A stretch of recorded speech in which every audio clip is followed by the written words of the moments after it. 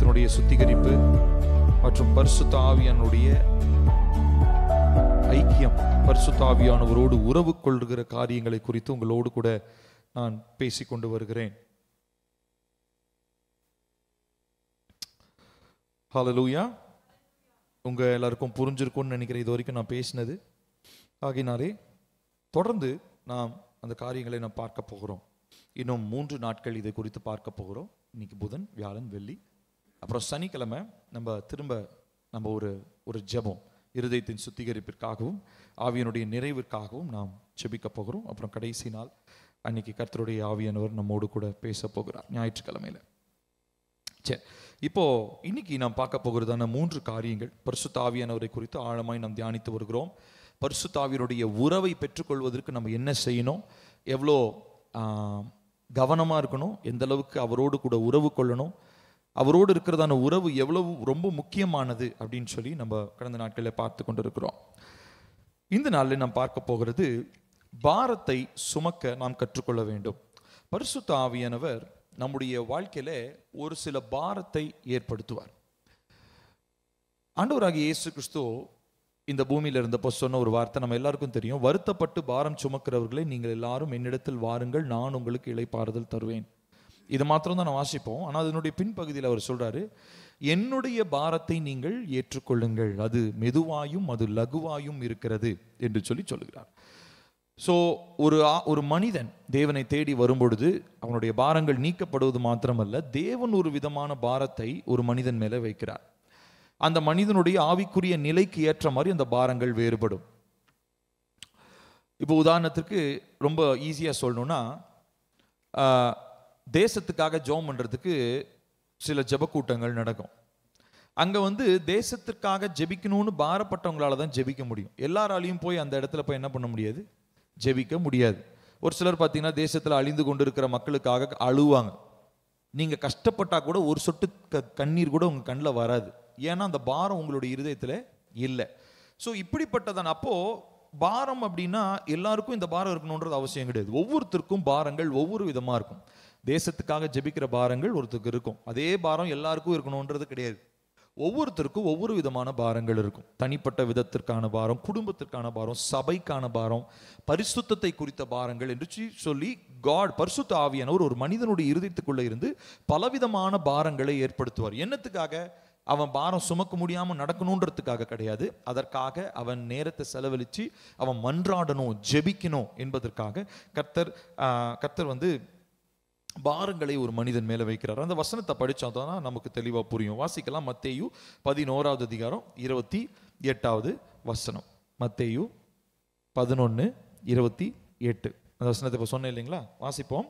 வருத்தப்பட்டு பாரம் சுமக்கிறவர்களே, 28, வருத்தப்பட்டு பாரம் சுமக்கிறவர்களே நீங்கள் எல்லோரும் என்னிடத்தில் வாருங்கள், நான் உங்களுக்கு இளைப்பாறுதல் தருவேன்.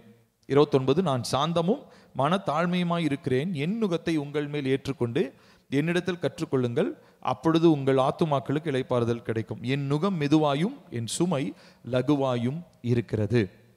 ஸோ இந்த ஏர்பூட்டி ஓட்டுறதை நம்ம பார்த்துருப்போம் இல்லைங்களா? ஏர்பூட்டி, மாடை ஏர்பூட்டி ஓட்டுறது நம்ம பார்த்துருப்போம். இப்போ தான் டிராக்டர் வந்துருச்சு. இன்னமும் ஒரு சிலர்லாம் ஏர்பூட்டி ஓட்டுறாங்க. இப்போ ஏர் பூட்டும் போது ரொம்ப முக்கியமானது அந்த மாடினுடைய கழுத்தின் மேலே போடப்படுகிற அந்த நுகம். அந்த நுகம்தான் அந்த பின்னாடி இருக்கிறதான ஏரை என்ன பண்ணுங்க, இழுத்துட்டு போகும். அது மேலே இவங்க வெயிட் வச்சோ இல்லை ஒரு சிலர் நின்றுட்டு கூட போவாங்க, நின்று அதை அழுத்தி பிடிச்சிட்டு போவாங்க அந்த நிலத்தை உழுவதற்காக. அப்போ அதனுடைய அந்த திமிழ் ரொம்ப ஸ்ட்ராங்காக இருக்கும் இல்லைங்களா? அதை வச்சு தான் என்ன பண்ணுவாங்க, ஏர் பூட்டிட்டு போவாங்க. சரி, இப்போ ஆண்டவர் என்ன சொல்றாருன்னா, இந்த மாதிரி ஒரு நுகம், தீமையினாலே ஒரு நுகம் இருந்துச்சு. அந்த நுகத்தை நீங்க என்ன பண்ணுங்க, என்கிட்ட வந்தீங்கன்னா உங்ககிட்ட இருந்து எடுத்துருவேன். அதுக்கு பதிலாக உங்களை ஃப்ரீயாக விட்டுறதில்ல, உங்களுக்கு மேலே வேற ஒரு நுகத்தை வைப்பேன். ஆனால் அந்த நுகம் என்ன அப்படின்னா, அதை பற்றி என்ன சொல்றாரு, அது மெதுவாயும் லகுவாயும் இருக்கிறது. இப்போ நம்ம அங்கிருந்து வெளியே வந்துட்டு நல்லா கவனிக்கணும். முதல்ல இருந்த அந்த பழைய பாவம் என்கிற நுகத்திலிருந்து வெளியே வந்துட்டு திரும்ப தேவன் கொடுக்குற நுகத்தை நம்ம போட்டுக்கலன்னு வச்சுக்கோங்களேன், கண்டிப்பா நம்ம வசனத்துல லூக்கால வாசிச்ச மாதிரி ஒரு நுகத்துக்கு பதிலாக 7000 நுகம் நம்மளுடைய தோல் மேல சேரும். ஏன்னா அந்த இடம், அந்த திமிழ் அப்படின்ற அந்த மாட்டுக்கு இருக்கு இல்லைங்களா, அது எதுக்காக, அது பேசிக்காவே அது வந்து ஏர் பூட்டுறதுக்காக அந்த அமைப்பில் தான் இருக்கும். பார்த்துருக்குறீங்களா? அந்த திமிழில் கரெக்டாக அந்த ஏர் பூட்டி ஓட்டுவாங்க. ஸோ அதே மாதிரி ஒரு ஒரு மனிதனுக்கு ஒரு ஒரு ஒரு ஒரு நோக்கம் ஒன்று இருக்குது. மனிதனுடைய லைஃப்பில் அவன் சும்மா வாழ்ந்து அப்படியே அவன் இஷ்டத்துக்கு வாழலாம் அப்படின்றது கிடையாது. எல்லா மனிதனுக்குமே கர்த்தர் ஒரு நோக்கத்தை வச்சிருக்கிறார். அந்த நோக்கத்தை அந்த மனிதன் எப்படி பெற்றுக்கொள்றான் தெரியுங்களா? கர்த்தர் கொடுக்கிற பாரத்தினால அதை அவன் பெற்றுக்கொள்றான். நான் சொல்றது புரியுதுங்களா? ஸோ நமக்குள்ள அந்த நோக்கம் நிறைவேறணும்னா முதல்ல நம்ம மேல தேவன் வச்சிருக்கிற பாரம் என்னன்னு சொல்லி நம்ம புரிஞ்சுக்கணும். ஸோ நமக்கு மேல தேவன் வச்சிருக்கிற பாரத்தை நம்ம புரிஞ்சுக்கலன்னா நம்முடைய நோக்கத்தை நம்மளால புரிந்து கொள்ள முடியாது. பரிசுத்த ஆவியினுடைய வேலையை இப்ப அவர் என்ன தெரியுங்களா பண்றாரு? அவர் தான் செய்ய விரும்புகிறதான காரியங்களை நிறைவேற்றத்தக்க மனிதன் யார், என்னுடைய பாரத்தை பகிர்ந்து கொள்ளக்கூடிய மனிதன் யார் என்று சொல்லி பரிசுத்த ஆவியானவர் இந்த நாட்களில் தேடிக்கொண்டிருக்கிறார். இப்போ இந்த இருதயத்தினுடைய சுத்திகரிப்பு இது எல்லாமே என்னத்துக்கு பண்றோம் தெரியுங்களா? நம்மளுடைய வாழ்க்கையில பரிசுத்த ஆவியானவர் கொடுக்கிறதான பாரத்தை நாம் என்ன பண்ணுங்க? பங்கிட்டு கொள்ள வேண்டும். அவர் ஒரு ஒரு ஒரு ஒரு பாரத்தோடு அவர் இருக்கிறார். எல்லா பாரமுமே வந்து பார்த்தீங்கன்னா ஆத்தும பாரம் மாத்திரம் இருக்காது, நிறைய பாரங்கள் இருக்கும். நிறைய காரியங்களை குறித்த பாரங்களை வெளிப்படுத்துவார். நிறைய பேர் பாரம்னாலே ஆத்தும பாரம் தான் நினச்சிக்குவாங்க. கிடையாது. ஆத்தும பாரம் மாத்திரம் இல்லை, பரிசுத்தத்தை குறித்த பாரம், ஜெபத்தை குறித்த பாரம், மன்றாட்டை குறித்த பாரம், விசாரிக்கிறது குறித்த பாரம், இப்படி நிறைய பாரங்களை ஆவியானவர் தான் ஏற்படுத்துறார்.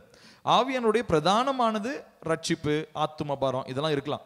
ஆனால் நிறைய பாரங்கள் ஒவ்வொரு காலகட்டத்திலும் எல்லாருமே நம்ம சுமக்க வேண்டியது அவசியமாக இருக்கிறது. நான் சொல்றது புரியுதுங்களா? ஸோ ஆவியானவர் நமக்குள்ளாக வரும் பொழுது நம்மளை என்ன பண்றாருன்னா, நம்மளை ஒரு பங்குகாரராக அவர் வந்து அழைக்கிறார். அவர் கேட்கிறார், நீ என்னோட வந்து பார்ட்னர் பண்ணுவியா, என்னோடு பங்கிடுவியா? என்னத்தை பங்கிடுவியா? பாரத்தை, நான் சுமக்கக்கூடிய பாரத்தை நீ என்னிடத்திலிருந்து பங்கிட்டு கொள்வாயா அப்படின்னு சொல்லி ஆவியானவர் தேடுகிறவராக இருக்கிறார். ஸோ இவ்விதமா பிதாவினுடைய பாரத்தை மனிதனுடைய இருதயத்தில் கொடுக்கிறவர் யாரு? பரிசுத்த ஆவியானவர். நிறைய நேரங்களிலே நம்ம குடும்பத்திற்காக நம்ம பாரப்பட்டு ஜெபிப்போம். அந்த பாரம் எப்போதான் வரும் தெரியுமா? எல்லா நேரத்துலையும் பாரம் இருக்காது. பிரச்சனை வரும்போது தான் நமக்கு பாரம் வரும், இல்லையா? இது தப்பு. இதுதான் பிசாசுனால வர்ற பாரம். பிரச்சனை வந்தாதான் உங்க மனசுல பாரம் வந்துச்சுன்னா அது எங்கிருந்து வர்ற பாரம்? பிசாசுனால வர்ற பாரம். ஆனா பரிசுத்த ஆவியானவர்கிட்ட இருந்து வர்ற பாரம், பிரச்சனை வருதோ வரலையோ அதை பத்தி பொருட்டல்ல. கர்த்தருடைய ஆவியானவர் அந்தந்த சூழ்நிலைக்கு அவர் என்ன பண்ணுவார்? பாரங்களை கொடுப்பார். ஒவ்வொரு காரியத்திற்காக ஜெபிக்கணும்ன்றதை உணர்த்துவார். அப்போ எந்த ஒரு மனிதன், எந்த ஒரு தேவ பிள்ளை பரிசுத்த ஆவியானவரோடு பங்கிட்டு அந்த பாரத்தை, ஆவியானவரை நானும் சுமக்கிறேன், நீங்க கொடுக்கிற பாரத்தை நானும் சுமந்து கொள்றேன்னு சொல்லி எந்த ஒரு மனிதன் ஆயத்தமா இருக்கிறானோ அந்த மனிதனுடைய வாழ்க்கையில கர்த்தர் அந்த பாரத்தை கொடுப்பார். சரி, அப்போ மற்றவங்கெல்லாம் பாரம் இல்லாம இருப்பாங்கன்னு நினைக்காதீங்க. அவங்க மேல தேவன் அனுமதிக்காத வேறு சில பாரங்கள் இருக்கும். நான் சொல்றது புரியுதா? ஸோ ஒன்று, நீங்க பரிசுத்த ஆவியானவர் கொடுக்குற பாரத்தை சுமக்கணும். இல்லைன்னா உலகத்தினால் உண்டாகிற பாரங்களை நீங்க சுமக்கணும். இது ரெண்டுல எதுன்றதை நம்ம தான் டிசைட் பண்ணிக்கணும். எந்த ஒரு மனுஷனும் பாரம் இல்லாம இருக்க முடியாது. எல்லா மனுஷனுக்குள்ளேயும் பாரம் இருக்கும். அப்போ இந்த பாரத்தை நம்ம ஆவியான இடத்துல இருந்து நம்ம பெற்று பங்கிட்டு கொண்டு அவர் பங்கிட்டு நமக்கு கொடுத்தாருன்னு சொல்லி சொன்னா அது நிச்சயமாக அது லகுவாயும் அது மெதுவாயும் இருக்கிறது என்பதை நாம் புரிந்து கொள்ள வேண்டும். இப்போ பரிசுத்த ஆவியானவர் நமக்கு கொடுக்கிறதான ஒரு சில பாரங்கள் என்ன அப்படின்னா, முதலாவது குறிப்பிட்ட நபருக்காக ஜெபிக்க வேண்டிய பாரத்தை தருவார். அதுதான் ஃபர்ஸ்ட் ஒரு காரியம். அதாவது முதலாவது நம்ம கிட்ட இருந்து ஆரம்பிக்கும். அது ஃபர்ஸ்ட் நம்முடைய பரிசுத்தத்திற்காக ஜெபிக்க ஆரம்பிப்போம். இப்போ நல்லா ஜோம் பண்ற ஒருத்தங்கிட்ட போய் கேளுங்களேன், ஏங்க ஜோம் பண்றீங்களே எவ்வளோ நாள், பரிசுத்தம் ஆயிட்டீங்களான்னு கேளுங்களேன். அவங்க இல்லைன்னு சொல்லுவாங்க. ஏன்னா ஜெபிக்கிற எவனுமே பரிசுத்தத்தினுடைய நிறைவுக்குள்ள போக முடியாது, ஜெபித்து கொண்டே தான் இருக்கணும். அப்போ ஜெபிக்கிற மனிதனுக்கு முதல்ல இருக்கிற பாரம் என்ன தெரியுங்களா? நான் இன்னும் பரிசுத்தமாகணும், நான் இன்னும் அதிகமாக கழுவப்படணும், நான் இன்னும் அதிகமாக தேவ சித்தத்தை செய்யறவன்ட்ட போய் கேளுங்க, நான் இன்னும் அதிகமாக தேவ சித்தத்தை செய்யணும். ஸோ முதலாவது இந்த பாரம் எனக்குள்ள இருந்து ஒரு ஏக்கத்தை ஏற்படுத்துது. ரெண்டாவதா இந்த பாரம் என்ன பண்ணுதுங்க? மற்றவர்களுக்காக என்னை ஜெபிக்க வைக்குது. சில நேரம் வெறும் நம்ம குடும்பம் மாத்திரம் இல்லைங்க, சில நேரம் சபையில் இருக்கிற ஒருத்தருக்காக நம்ம திடீர்னு ஜெபிப்போம். திடீர்னு நம்மளுடைய சொந்தக்காரங்க யாராவது ஒருத்தங்க இருப்பாங்க, அவங்க நமக்கு நினைப்பே வந்திருக்காது, ஆனால் திடீர்னு அந்த நினைப்பை கர்த்தருடைய ஆவியானவர் அவங்கள பற்றி என்னாச்சு. ஸோ நம்ம அந்த மாதிரி பரிசுத்த ஆவியானவர் திடீர்னு ஒருத்தரை பற்றி ஒரு நினைப்பு கொடுக்குறாருன்னா அவங்கள பற்றி புறங்கூறதுக்காகவோ அவங்க செஞ்ச தீமையை நினச்சி பார்க்கறதுக்காகவோ கிடையாது. எதுக்காக தெரியுமா? திடீர்னு ஒரு நபரை குறித்த ஒரு ஞாபக சக்தி உங்களுக்கு வந்துச்சுன்னா என்னத்துக்காக பரிசுத்த ஆவியானவர் தரார் தெரியுமா? அவங்களுக்காக ஜெபம் பண்ணுங்க. நீங்க அந்த ஃபர்ஸ்ட் ஸ்டெப் எடுத்து வச்சீங்கன்னா அடுத்து என்னத்துக்காக ஜெபம் பண்ணணும்ன்றத ஆண்டவர் சொல்லுவார். நான் சொல்றது புரியுதா? ஃபர்ஸ்ட் ஒரு பர்சனை காமிப்பார். எடுத்த உடனே இந்த பர்சன் இந்த நபர் இப்படி செய்யறாருலாம் சொல்ல மாட்டார். முதலாவது ஒரு நபரை காண்பிப்பார். ஒரு நபருக்குரிய ஒரு ஒரு நினைப்பை, ஒரு மெமரியை உங்ககிட்ட போடுவார். அது அந்த நபருக்காக நான் ஆண்டவர் சமூகத்தில் உட்காந்து ஜெபிக்கும் பொழுது அடுத்து என்ன பண்ணுவார்? அந்த நபருக்கு இந்த பிரச்சனைன்றதையும் என்ன பண்ணுவார்? காண்பிப்பார். நான் அதையும் ப்ராசஸ் பண்ணி ஜெபிக்கும் போது நான் அதற்காக எப்படி ஜெபிக்கணுன்றதையும் எனக்கு கற்றுத்தருவார். நான் சொல்றது புரியுதா? இது எல்லாமே ஒவ்வொரு படி மாதிரி. நம்ம எடுத்தோன்னே 3வது படிக்கு போய் ஆவியானவர் இதுக்காக ஜெபம் பண்றோன்னு அப்படியே டைரக்டா அப்படிலாம் சொல்ல மாட்டார். ஆவியானவர் எப்பயுமே கொஞ்சம் கொஞ்சமாக தான் நமக்கு காரியங்களை தெளிவுபடுத்துவார். உதாரணத்துக்கு ஒரு நபர், அந்த நபரை குறித்து நாம் ஜெபிக்கும் போது அந்த நபரை குறித்ததான பிரச்சனை, அடுத்ததா அந்த நபருக்குரிய பிரச்சனைக்காக ஜெபம் பண்ணும் போது அடுத்ததா அந்த அந்த பிரச்சனைக்கான தீர்வு. இது 3யுமே பரிசுத்த ஆவியானவர் சொல்லுவார். டைரக்டா உங்ககிட்ட ஒரு பிரச்சனையை இப்போ ஒருத்தரை பத்தி சொல்றான்னு வச்சுக்கோங்களேன். நிறைய பேர் அப்படி யோசிப்பாங்க. அதுவும் பொதுவாக இந்த தீர்க்கதரிசன அபிஷேகம் பெற்றவங்க கிட்டலாம் போய் ஜெபம் பண்றதுக்கு மற்றவங்க பயப்படுவாங்க. என்னன்னா நம்ம செஞ்ச தப்புலாம் அவர் சொல்லிட்டாருன்னா. நிறைய பேர் பார்த்தீங்கன்னா ப்ராஃபட் கிட்ட போய் ஜெபம் பண்றதுக்கு பயப்படுவாங்க. ஸோ கர்த்தருடைய ஆவியானவர் எப்பயுமே சும்மா குத்தி காமிக்கிற வேலை மட்டும் கிடையாது. அதே மாதிரி பிரச்சனைனா பிரச்சனையை ஸ்பாட் அவுட் பண்ற வேலை மட்டும் ஒரு கிடையாது. பிரச்சனைனா பிரச்சனைக்கான தீர்வு என்ன பண்ணுவார்? ஆவியானவர் தருவார். அவர் ஒருவேளை குற்றங்களை நமக்கு பின் பாயிண்ட் பண்றாருன்னா அதுல இருந்து சரி செஞ்சு திரும்ப வர்றதுக்கு வேண்டிய இரக்கத்தை நமக்கு அவர் தருவார். ஸோ எந்த ஒரு ஜபமும், பாரத்தினால ஏற்படுகிற எந்த ஒரு ஜபமும் எப்போ முடிவடையும் தெரியுமா? அந்த பாரம் நீக்கப்பட்டு வேறொரு பாரம் வர்ற வரைக்கும் நம்ம என்ன பண்ணணுங்க? அந்த அந்த அந்த ஜபத்தை நாம் செய்து கொண்டே இருக்க வேண்டியது அவசியமாக இருக்கிறது. இப்போ உதாரணத்திற்கு நான் ஏற்கனவே அன்னைக்கு ஒரு நாள் சொன்னேன். நான் ஒரு நாள் காரில் வந்துட்டு இருக்கும்போது நம்ம ராஜா அண்ணனுக்காக ஜெபம் பண்ணணும்னு திடீர்னு, ரொம்ப நாள் முன்னாடி, இது ஒரு 4-5 months பேக் நடந்தது. கார் ஓட்டிட்டு இருக்கும்போது திடீர்னு ராஜா அண்ணனுக்காக ஜெபம் பண்ணணும். அப்போ அண்ணனுக்காக ஃபோன் பண்ணி நான் ஃபஸ்ட்டு ஜெபம் பண்ணிட்டே இருந்தேன். ஜெபம் பண்ணும்போது எனக்கு அவருடைய வேலையில் ஏதோ ஒரு காரியங்கள் என்னன்னு தெரியல அப்படின்ற மாதிரி ஒரு சிந்தனை ஆண்டவர் கொடுத்தாரு. உடனே அவருக்கு நான் ஃபோன் பண்ணேன். அண்ணா என்னண்ணே இந்த மாதிரி, ஆமாம் வேலையில் இந்த மாதிரி நெருக்கங்கள் இருக்கிறது, அப்போ அதற்காக நான் ஜெபிக்கணும், அதுக்காக ஜெபம் பண்ணுங்க. அப்புறம் 2 பேர் சேர்ந்து ஜெபம் பண்ணணும். அவனை ஜெபம் பண்ணதுக்கப்புறம் என்னுடைய மனசு ரொம்ப லேசாக மாறிடுச்சு.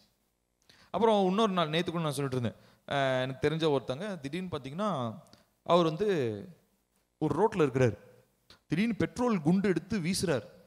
என்னடா அது இப்படி பெட்ரோல் குண்டுலாம் வீசுகிற மாதிரிலாம் வருது அப்படின்ட்டு நான் அவர்கிட்ட ஜோம் பண்ணிட்டு அடுத்த நாள் அவங்ககிட்ட கேட்குறேன், இந்த மாதிரி ஒரு கனவு வந்துச்சு. ஆமாம், நாங்கள் வேலை செய்கிற இடத்துல பெட்ரோல் சம்மந்தமாக ஒரு பிரச்சனை நடந்துச்சு. பாருங்களேன், பெட்ரோல் குண்டு எனக்கு கனவுல வந்துச்சு. அவர் வந்து பெட்ரோல் குண்டு எடுத்ததை வீசுறார். ஆனால் பெட்ரோல் நிமித்தமாக அவர் ஒரு டிரான்ஸ்போர்ட்டேஷன் இதில் இருக்கிறாங்க. ஸோ பெட்ரோல் சம்பந்தமாக ஒரு மிஸ் அண்டர்ஸ்டாண்டிங் வந்து எங்கள் ஆஃபீஸில் ஒரு பிரச்சனை ஆயிடுச்சு. அதை வந்து கர்த்தர் வெளிப்படுத்தியிருக்கார். பாருங்க, ஒரு காரியம் நமக்கு அதை ப்ராசஸ் பண்ணுறது நமக்கு தெரியாது. பெட்ரோல் குண்டுன்னா என்ன, நம்ம தீவிரவாதி நான் நினைக்கிறது பெட்ரோல் குண்டு எதுக்கு அவர் வீசணும், ஒரு என்ன தீவிரவாதியா இல்லை. ஆனால் நம்ம அதை ப்ராசஸ் பண்ணணும். நம்ம ஆண்டவர்கிட்ட கேட்கணும், என்ன ஆண்டவரே இது சம்பந்தமான காரியம் என்ன, பெட்ரோல் எனக்கு என்னத்துக்கு காமிக்கிறீங்க, பெட்ரோல் குண்டு எதுக்கு அந்த நபர் வீசணும். ஸோ இந்த மாதிரி நான் யோசிக்கும் பொழுது அப்போ அடுத்தது என்ன பண்றாரு? கர்த்தருடைய ஆவியானவர் அடுத்த காரியங்களை வெளிப்படுத்துறார். அப்போ இவ்விதமா நம்ம இந்த பேர்டனை நம்ம எப்படி தெரியுங்களா லகுவாக்கி கொள்ள வேண்டும்? கர்த்தர் கொடுக்குற பாரத்தை நம்ம ஜெபிச்சு நம்ம அதை அந்த ஒரு சொல்யூஷன் வர்ற வரைக்கும் அந்த பேர்டன் நம்முடைய இருதயத்தில் நெருக்கிக்கிட்டே இருக்கும். நம்முடைய இருதயத்தை விட்டு போகவே போகாது. மனசில் அப்படியே ரொம்ப பாரமா இருக்கும். மனசில் இருக்கிற பாரம் வந்து நம்மளை கஷ்டப்படுத்துறதுக்காக கிடையாது, அவர்களுக்காக என்ன என்ன எதை கர்த்தர் உணர்த்துறாரோ அதற்காகவோ அவர்களுக்காகவோ ஜெபிப்பதற்காக தான் கர்த்தர் என்ன பண்றாரு? அந்த பாரத்தை கொடுக்குறார். இந்த இந்த பிரேயரை பண்ணி நீங்க ப்ராசஸ் பண்ணீங்கன்னா அந்த பாரம் உங்களை விட்டு போயிடும். தேவன் வேறு ஒரு பாரத்தை ஜெபிப்பதற்கு கொடுப்பார். ஸோ பரிசுத்த ஆவியானவரால் நிரப்பப்பட்ட ஒவ்வொருவருடைய வாழ்க்கையிலும் நல்லா கவனிக்கணும். இது வந்து பாஸ்டருக்கோ பாஸ்டர் அம்மாவுக்கோ ஊழியம் செய்கிறவங்களுக்கோ கிடையாது. தேவ பிள்ளைகள் எல்லார் மேலேயும் கர்த்தருடைய ஆவியானவர் ஒரு விசேஷித்த பாரத்தை அவர் வைக்கிறார். விசேஷித்த பாரத்தை வைக்கும் பொழுது கர்த்தருடைய ஆவியானவர் அதை வெளிப்படுத்துறார். நேற்று பேசிட்டு இருந்தோம் என்னை குறித்து. எனக்கு நான் சனிக்கிழமை ஒரு குறிப்பிட்ட யோசனைகள் எனக்கு இரவுல வந்தது, கனவு வந்துச்சு. ஸோ அந்த கனவை குறித்து நான் 3 மணிக்கு எந்திரிச்சு நான் ஜோம் பண்ணி ரொம்ப வருத்தத்தோடு இருந்தேன். நேற்று பிரவீன் ஷேர் பண்ணானே, திடீர்னு 3 மணிக்கு யாரும் வந்து எழுப்பி விட்ட மாதிரி இருந்தது. பார்த்தா ஆண்டவர் உங்களுக்காக ஜோம் பண்ண சொன்னார் அப்படின்னு சொல்லி ஒரு சில காரியங்கள்லாம் பகிர்ந்து கொண்டோம். ஸோ இப்போ நான் எதுக்காக நான் சொல்ல வரேன்னா, பாருங்க, தேவனுடைய ஆவியானவர் இவ்விதமா நமக்கு அநேக காரியங்களை நமக்கு உணர்த்துறார். ஒரு பாரத்தை வைப்பார். சில நேரத்தில் ராத்திரியில கூட தட்டி எழுப்பி என்ன பண்ணுவார்? பாரத்தை கொடுப்பார். ஒரு சில இதுக்கு நம்ம சென்சிட்டிவா இருக்கணும், இதுக்கு நம்ம உணர்வுள்ளவர்களா இருக்கணும். இப்போ இந்த உணர்வுள்ளவர்களா இருக்கிறதுக்கு நமக்கு ரொம்ப தாழ்மைன்றது ரொம்ப ரொம்ப அவசியம். ஸோ தாழ்மை இருந்தாதான் ஒருத்தங்க எனக்காக ஜோம் பண்றதை நான் ஏற்றுக்கொள்ள முடியும். இல்லைனா ஒருவேளை அவர் சொன்ன நீ சின்ன பையன் என்ன, நான் பெரியவன், எனக்காக நீ ஜோம் பண்ணுவியா அப்படின்லாம் நான் பேச முடியாது. ஏன்னா பரிசுத்த ஆவியான ஒரு வயசு வித்தியாசத்தை பார்த்து அவர் என்ன பண்றதுல பாரத்தை கொடுக்கறது கிடையாது. அவர் என்ன பண்றது தெரியுங்களா? யாரு வாஞ்சையா இருக்கிறாங்களோ, யாரு ஆசையா இருக்கிறாங்களோ, யாரு தாகமா இருக்கிறாங்களோ அவங்களுக்கு தான் பேர்டனை கொடுப்பார். வயசு பார்த்தோ, ஊழியத்தை பார்த்தோ, அழைப்பை பார்த்தோ தேவன் பாரத்தை கொடுக்கிறவர் அல்ல. யாரு ஜெபிச்சு அந்த பிரச்சனை, அந்த பாரத்துக்கான தீர்வை கொடுக்க முடியுமோ அவங்களால மாத்திரம், அவங்களுக்கு தான் தேவன் என்ன பண்ணுவார், பாரத்தை கொடுப்பார். ஸோ ஆகையினால இந்த தாழ்மையோடு ஒருத்தங்க உங்களுக்காக ஜோம் பண்றாங்கன்னா, அது வயசுல சின்னவங்களா இருந்தாலும் சரி, வயசுல பெரியவங்களா இருந்தாலும் சரி, ஆவிக்குரிய வாழ்க்கையில தேறினவங்களா இருந்தாலும் சரி, இப்பதான் வளருகிற குழந்தையா இருந்தாலும் சரி, நீங்க அவங்க உங்களுக்காக ஜோம் பண்றதுக்கு என்ன பண்ணணும் தெரியுமா? நீங்க அனுமதிக்கணும். சரி எனக்காக ப்ரே பண்ணுங்க. எல்லா நேரத்துலையும் நான் மட்டும் பண்ணணும்னு அவசியம் கிடையாது. நான் ஊழியக்காரனா இருக்கேன், பாஸ்டரா இருக்கேன், நான் தான் உங்களுக்கு ஜோம் பண்ணணும், நீ எனக்கு ஜோம் பண்ணக்கூடாது கிடையாது. அப்போ இவ்விதமான ஒரு தாழ்மை, மனத்தாழ்மை தேவ பிள்ளைகள் எல்லோருக்கும் வேண்டும். அப்பதான் பாரத்தை மியூச்சுவலா என்ன பண்ண முடியும், நம்மளால சுமக்க முடியும். ஒருவர் பாரத்தை ஒருவர் சுமந்து இவ்விதமாய் தேவனுடைய பிரமாணத்தை நிறைவேற்றுங்கள் அப்படின்னு பவுல் சொல்றார். ஸோ பாரத்தை சுமக்கிறதுன்னு என்னது? அவங்களுடைய பிரச்சனையை தூக்கி நம்ம பிரச்சனையை ஆக்கிக்கிறது கிடையாது. அவங்களை குறித்து பரிசுத்த ஆவியானவர் கொடுக்கிற ஒரு காரியத்தை உங்க பாரமாக ஆவியானவரோடு நீங்க ஷேர் பண்ணி அந்த பாரத்தினுடைய அந்த அந்த அந்த அந்த வெயிட், அந்த அந்த அந்த அழுத்தம் உங்கள் இருதயத்தை விட்டு நீங்கிற வரைக்கும் நீங்க ஜெபிக்க வேண்டியது அவசியமாக இருக்கிறது. ஸோ இந்த பாரம் கர்த்தருடைய ஆவியானவர் நமக்குள்ளாக வரும்பொழுது பாரத்தை நம்மோடு கூட அவர் பங்கிட்டு கொடுக்கிறவராக இருக்கிறார்.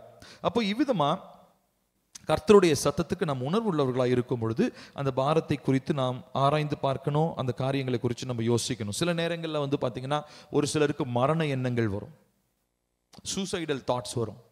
கர்த்தர் இன்னொருத்தருக்கு அதை குறித்து என்ன பண்ணுவாருங்க, வெளிப்படுத்துவார். கனவு வழியை வெளிப்படுத்திடுவார், இல்லை டைரக்டாகவே சத்தமாகவே வெளிப்படுத்துவார். ஏதோ ஒரு விதத்தில் அவர்களுக்காக கர்த்தர் வேறு ஒரு மனிதன் இடத்துல கர்த்தர் வெளிப்படுத்துவார். ஆகையினாலே அது தெரிஞ்சவங்களா கூட இருக்கலாம், தெரியாதவங்களா கூட இருக்கலாம். அன்னைக்கு ஒரு நாள் ஒரு ஒரு காலை வேளையில ஒருத்தர் ஃபோன் பண்ணார், வயசான தாத்தா ஒருத்தர். அவர் யாருன்னே எனக்கு தெரியல, எனக்கு யாருன்னே தெரியல. திடீர்னு ஃபோன் பண்ணார். ஃபோன் பண்ணிட்டு நான் ஹைதராபாத்லேருந்து ஃபோன் பண்ணார். ஃபோன் பண்ணிட்டு பில்லி பேசுகிறீங்களா அப்படின்னாரு. ஆமாங்க பில்லி தான் பேசுகிறேன். நேற்று இரவு 10:30 இருக்கும், நான் ஜோம் பண்ணிட்டு இருந்தேன். அப்போ வந்து பில்லி சாம்ராஜ் இதுக்காக ஜோம் பண்ணு அப்படின்னு சத்தம் வந்துச்சு. நான் ஜோம் பண்ணேன். ஜோம் பண்ணிட்டு எனக்கு யாருன்னு தெரியலேன்னு சொல்லிட்டு நான் யூடியூப்பில் போட்டேன். அப்போ உங்களுடைய வீடியோலாம் வந்துச்சு, அதனால் உங்களை பார்த்துட்டு ஃபோன் பண்ணுறேன் அப்படின்னு சொல்லிட்டு அவர் எடுத்து, வயசானவர் அவர் எடுத்துகிட்டு அவர் பாட்டுக்கு ஜோம் பண்ணிட்டு தீர்க்கதரிசனம் சொல்ல ஆரம்பிச்சிட்டார் எனக்கு. இப்போ பாருங்க, யார் அவரு, நான் மூஞ்ச பார்த்ததில்ல. அவருக்கு என் பேர் யாரோ ஒருத்தர் முகம் அறியாத ஒரு ஆள், அவர்கிட்ட தேவன் என் பேர் எதுக்கு சொல்லணும்? யோசிச்சு பாருங்களேன். இது இப்போ ரீசெண்டாக ஒரு அந்த நம்ம 100 நாட்கள் ஜபம் நடந்துட்டு இருந்ததுங்களா, இரவு நேரத்தில். அந்த டைமில் ஒருத்தர் ஃபோன் பண்ணியிருந்தார். அப்போ எனக்கு ரொம்ப ஆச்சரியமாக இருந்தது. இப்போ நான் இப்போ யோசித்தேன், ஆண்டவரே நீங்கள் இப்படிலாம் பேச முடியுமா? ஒரு மனிதன் மூலமாக முகம் அறியாத ஒரு நபர் ஃபோன் பண்ணி திடீர்னு அவர் எனக்கு பேரை மாத்திரமா தான் கேட்டார். ஆனால் அதுக்கப்புறம் என்னுடைய ஊழியம் எப்படி இருக்க போது அது எல்லாத்தையும் அவராக தீர்க்கதரிசனமாக சொன்னார். ஒரு 1/2 மணி நேரம் சொன்னார். நிறைய ப்ராஃபஸை சொல்லிகிட்டே இருந்தார், இதெல்லாம் நிச்சயமாக நிறைவேறும் அப்படின்னு சொல்லி. வயசான ஒரு தேவ மனுஷன். அதுக்கப்புறமா தான் அவர் ஃபஸ்ட்டு பேரே சொல்ல, அதுக்கப்புறம் கொண்டாங்கச்சு நான் 4 தடவை கேட்டதுக்கப்புறம் தான் பேர் சொன்னேன். அதுக்கப்புறம் ஃபோனை டிஸ்கனெக்ட் பண்ணிட்டேன். ஏன் சொல்கிறேன்னா, இவ்விதமாக முகமறியாத நபருக்காக கூட ஜெபிக்கிறதுக்கு கர்த்தர் நமக்கு ஏவுதலை தருவார். அப்போ இப்படி நம்ம ஜெபிக்க நம்ம பழகணும். அந்த அளவுக்கு நமக்கு ஒரு அந்த ஆவியானவர் சொல்லுகிற சத்தத்திற்கு நம்ம உணர்வுள்ளவர்களாக நாம் இருக்க நாம் பழகி கொள்ள வேண்டும். அப்போ இவ்விதமா நம்ம ஜெபிக்க தவறிட்டோம்னா, சரி ஆவியானவர் பாரத்தை கொடுக்கிறார், பாரத்தை கொடுத்து நம்ம அதை ஜெபிக்க தவறிட்டோம்னா அவங்களுக்கு வருகிறதான தீமைக்கு பங்கு உங்க தலைமையிலையும் வந்து சேரும். திரும்ப சொல்றேன் பாருங்க, இது எச்சரிப்பு. ஒருத்தருக்காக இப்போ ஒருத்தர் வந்து சூசைட் பண்ண போறாருன்னு வச்சுக்கோ, தற்கொலை எண்ணத்தில் இருக்கிறார். அவங்களுக்காக ஜோமுன்னு சொல்லி ஆண்டவர் ஒரு எண்ணம் கொடுப்பார். ஜோமுன்னு ஒரு மரண ஆவி அவனை சுத்திட்டு இருக்கு, ஜோமுன்னு கொடுப்பார். நான் ஒருவேளை நான் அதை அக்செப்ட் பண்ணிட்டேன்னா அவர் சூசைட் பண்ணி இறந்துட்டாருன்னு வச்சுக்கோங்களேன். அந்த பாவத்தை கர்த்தர் யார்கிட்ட தெரியுமா கேட்பாரு? என் கிட்ட கணக்கு கேட்பார். ஏன்? அவங்களுக்காக ஜெபிச்சு நான் அந்த தீமையை, அந்த பாரத்தை அவங்களுடைய வாழ்க்கையை விட்டு அகற்றுவதற்கு வேண்டிய அந்த அதிகாரம், அந்த அபிஷேகத்தை கர்த்தர் ஏன் ஜெபத்துல கொடுத்திருந்தாரு. ஆனா நான் அதை என்ன பண்ணிட்டேன்? அசட்டை பண்ணிட்டேன். நான் சொல்றது புரியுதா? ஸோ இப்போ பாரத்தை, மற்றவர்களுக்காக ஜெபிக்கக்கூடிய பாரத்தை கர்த்தர் நமக்கு தரும் பொழுது, நம்ம அதை அசட்டை பண்ணும் பொழுது, அது நிமித்தமா வருகிறதான தீமைக்கு நமக்கும் பங்குண்டு. இது ஒரு ஆவியானவர் நமக்கு கொடுக்கிற ஒரு எச்சரிப்பு. இப்போ உதாரணத்திற்கு நம்ம வசனத்தில் நம்ம வாசிச்சோம்னு சொன்னா, தாவீது ஒரு பாவம் செய்கிறார். அந்த பாவத்தை செஞ்சதுக்கு அப்புறம் ஒரு தீர்க்கதரிசி வரார். ஏன்னா அவர் ராஜா. அவர் பார்த்தீங்கன்னா பத்சேபாள் இடத்துல பாவம் செஞ்சு யாருக்குமே தெரியாதுன்னு நினைக்கிறாரு. மறைமுகமா அந்த பத்சேபாளுடைய கணவனையும் கொண்டுட்டாரு. இப்போ யாருக்குமே தெரியாது அப்படின்னு நினைக்கிற நேரத்தில் கர்த்தர் அடுத்து வரப்போகிற காரியத்தை குறித்து என்ன பண்றாரு? எந்த தீர்க்கதரிசி? நாத்தான் ஒரு தீர்க்கதரிசி இருக்கிறார், அவர் மூலமா வெளிப்படுத்துறார். இப்போ இந்த நாத்தான் தீர்க்கதரிசி என்ன பண்றாருங்க? அவர் யோசிக்கவே இல்லை. அவர் ராஜாவா என்னன்னா அவருக்கு பத்தி கவலை எல்லாம் கிடையாது. அவர் செய்கிற காரியங்களை குறித்து அவர் என்ன பண்றாரு? ரொம்ப தைரியமா அவர் பேச. ஒருவேளை கர்த்தருடைய வார்த்தை நாத்தான் தீர்க்கதரிசி பேசலன்னா, தாவீதுனுடைய பாவத்திற்கு நாத்தான் தீர்க்கதரிசியும் ஒரு பங்குள்ளவராய் மாறி இருப்பார். அது எப்படிங்க? அவரு தானே பாவம் செஞ்சார், நான் என்னங்க பண்ணேன்? கர்த்தர் உணர்த்தி அந்த காரியங்களுக்காக சரி செய்வதற்காக நம்ம ஜெபிக்கலன்னு சொல்லி சொன்னா, அந்த பாவத்தினுடைய அந்த ஷேர், எப்படி பாரத்தினுடைய ஷேர் ஆவியானவர் நமக்கு தராரோ, ஜெபிக்கலனா பாவத்தினுடைய அந்த பங்கு நம்மை சேரும். அப்போ எந்த அளவுக்கு நம்ம சென்சிட்டிவா இருக்கணும் பாருங்க. அப்ப கர்த்தருடைய ஆவியானவர் ஒருத்தருக்காக ஜெபிக்கக்கூடிய பாரத்தை நம்ம கொடுத்தாருன்னா, ஒரு நாளும் 1% கூட நீங்க என்ன பண்ணாதீங்க? அசட்டை பண்ணிடாதீங்க. பண்ணணும்னு சொல்லி சொன்னா, ஒருவேளை அவங்களுக்கு வரக்கூடிய ஏதோ ஒரு காரியத்தின் நிமித்தமாய் வரக்கூடிய அந்த தீமையை கர்த்தர் நம்மிடத்துல கணக்கு கேட்பார். நான் கொடுத்தல, உன்கிட்ட நீ உத்தரவாதமா இருக்கிறேன்னு சொல்லி தானே உன்கிட்ட இந்த காரியத்தை உணர்த்தின, நீ ஏன் அவங்களுக்காக ஜெபிக்கல அப்படின்னு சொல்லி கேட்பார். அப்போ நம்ம இவ்விதமான காரியங்களிலே உணர்வுள்ளவர்களாய் நாம் இருக்க வேண்டியது அவசியமாக இருக்கிறது. பாருங்க, கர்த்தர் நம்ம மேல கொடுக்கிறதான அந்த பாரம் நம்மால சுமக்க கூடியதாக தான் இருக்கும். அந்த பாரத்துக்கு அந்த சுமையை தாண்டின ஒரு பாரத்தை நமக்கு ஒரு நாளும் தேவன் தர மாட்டார். இன்ஃபேக்ட் இந்த பழைய ஏற்பாட்டிலேருந்து புதிய ஏற்பாட்டுக்குள்ள வந்த உடனே, இந்த புதுசா ஏசப்பாக்குள்ள ரட்சிக்கப்பட்டாங்க இல்லைங்களா, யூதர்கள் அல்லாத மற்ற மனிதர்கள், இவங்களுக்கெல்லாம் பார்த்தீங்கன்னா அந்த நியாயப்பிரமாணத்தை கடைபிடிக்கிறது ரொம்ப பாரமா இருந்துச்சு. விருத்த சேதனம் பண்ணணும், அதெல்லாம் நீங்க அப்போஸ்தலர்ல படிச்சு பார்த்தீங்கன்னா தெரியும். பயங்கர பிரச்சனையே வரும் அவங்களுக்கு. நாங்களே எப்படிங்க விருத்த சேதனம் பண்றது? ஏன்னா இஸ்ரவேல் என்ன பண்ணுவோம், அவன் விருத்த சேதனம் பண்ணணும், அது தேவன் அவங்களுக்கு கொடுத்த ஒரு உடன்படிக்கை. ஆனா நியூ டெஸ்டமெண்ட்ல அதெல்லாம் பண்ண தேவையில்லை அப்படின்னு சொல்லி ஒரு வசனம் வாசிக்கலாமா? அப்போஸ்தலர் 15:10.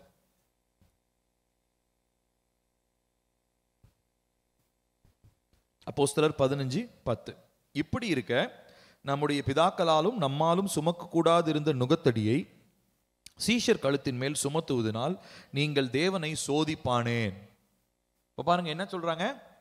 இந்த மாதிரி இதுக்கு முன்னாடி பார்த்தீங்கன்னா அந்த எருசலேமுடைய ஜெருசலேம் கவுன்சில் பற்றி தான் இந்த அதிகாரம் ஃபுல்லாக இருக்கும். நீங்கள் முன்னாடி படித்து பார்த்தீங்கன்னா தெரியும். புதுசாக ஒரு மனுஷன் இயேசுவை ஏற்றுக்கொள்ளும் பொழுது அவன்கிட்ட போய் என்ன சொல்லுவாங்க தெரியுங்களா? அந்த இஸ்ரவேலர்கள்லாம், நீ விருத்த சேதனம் பண்ணணும், அந்த பிரமாணத்தை கை கொள்ளணும், ஏன்னா நீ இப்போ என்ன பண்ணியிருக்கிற, இங்கே வந்துட்ட, இஸ்ரவேலுக்குள்ளே வந்துட்ட, இது இஸ்ரவேல் யூதா கோத்திரத்தில் பிறந்த இயேசு சொன்னதெல்லாம் இப்படி தான் செய்யணும் அப்படின்ற மாதிரிலாம் தேவையில்லாத காரியங்களை நுகங்களாக அவர்கள் மேலே சுமத்துனாங்க. ஆனால் அதுக்கப்புறம் இவங்க இந்த ஜெருசலேம் கவுன்சிலில் ஃபர்ஸ்ட் டைம் இவங்க தீர்மானம் பண்ணி தேவையில்லாத இந்த நுகங்களை நம்ம என்ன பண்ணக்கூடாது, அவங்க மேலே சுமத்தக்கூடாதுன்னு சொல்லி அதுக்கப்புறம் என்னென்ன செய்யணும், ரத்தத்தை நம்ம சாப்பிடக்கூடாது, நெருங்குண்டு செத்ததை சாப்பிடக்கூடாது, அதுக்கப்புறம் விபச்சார பாவங்கள், இந்த மாதிரி ஒரு சில லிஸ்ட்லாம் சொல்லி இதை மாத்திரம் நீங்கள் என்ன பண்ணால் போதும், செய்யாமல் இருந்து இயேசு கிறிஸ்துவின் நிமித்தமாக வருகிற ரட்சிப்பை நீங்கள் காத்துக்கொண்டா போதும்னு சொல்லிட்டு அந்த கவுன்சிலில் தீர்மானம் பண்ணி மற்ற ஊர்க்காரங்களுக்கு லெட்டர் அனுப்புவாங்க. இப்படி தான் அந்த சம்பவத்தை நம்ம வாசிக்கிறோம். நான் எதுக்கு சொல்ல வரேன்னா, கர்த்தர் ஒரு காரியத்தை உங்ககிட்ட கொடுக்குறாருன்னு சொல்லி சொன்னால் உங்களால் சுமக்கக்கூடிய ஒரு பாரத்தை தான் தருவார். கர்த்தர் பில்லிக்கு கொடுக்குறாருன்னா பில்லினுடைய திறமையை மிஞ்சின ஒரு பாரத்தை பில்லிக்கு தர மாட்டார். நம்ம ஒவ்வொருத்தருக்கும் நம்ம ஜெப அளவுக்கு தகுந்த, நம்முடைய ஆவியானவர் நம்மோடு உறவு கொள்ளுகிற அந்த அளவுக்கு தக்க விதமாக தான் நம்ம மேல பாரம் நம்ம மேல வைக்கப்படுகிறதா இருக்கிறது. 1 யோவான் 5வது அதிகாரம் 3வது வசனம். கர்த்தருடைய வார்த்தைகளை பற்றி நாம் வாசிக்கிறோம். 1 யோவான் 5:3 வாசிக்கலாமா? நாம் தேவனுடைய கற்பனைகளை கை கொள்ளுவதே கை கொள்வதே அவரிடத்தில் அன்பு கூறுவதாம். அவருடைய கற்பனைகள் பாரமானவிகள் அல்ல. அவருடைய கற்பனைகள் பாரமானவிகள் அல்ல. ஸோ அப்போ கர்த்தருடைய வார்த்தையை கை கொள்ளணும். அதுதான் ஃபர்ஸ்ட் நம்ம மேல இருக்கிற பேர்டன். ரெண்டாவதா பரிசுத்த ஆவியானவர் நமக்குள்ள இருந்து நிறைய காரியங்களை குறித்து நம்மகிட்ட என்ன பண்ணிட்டே இருப்பாரு, பாரப்படுத்திக்கிட்டே இருப்பார். 2 காரியங்களை சொன்னேன். முதலாவது நம்மளுடைய தனிப்பட்ட வாழ்க்கையில் இருக்கிற பாரத்தை பேசுவார், அதை உணர்த்துவார்.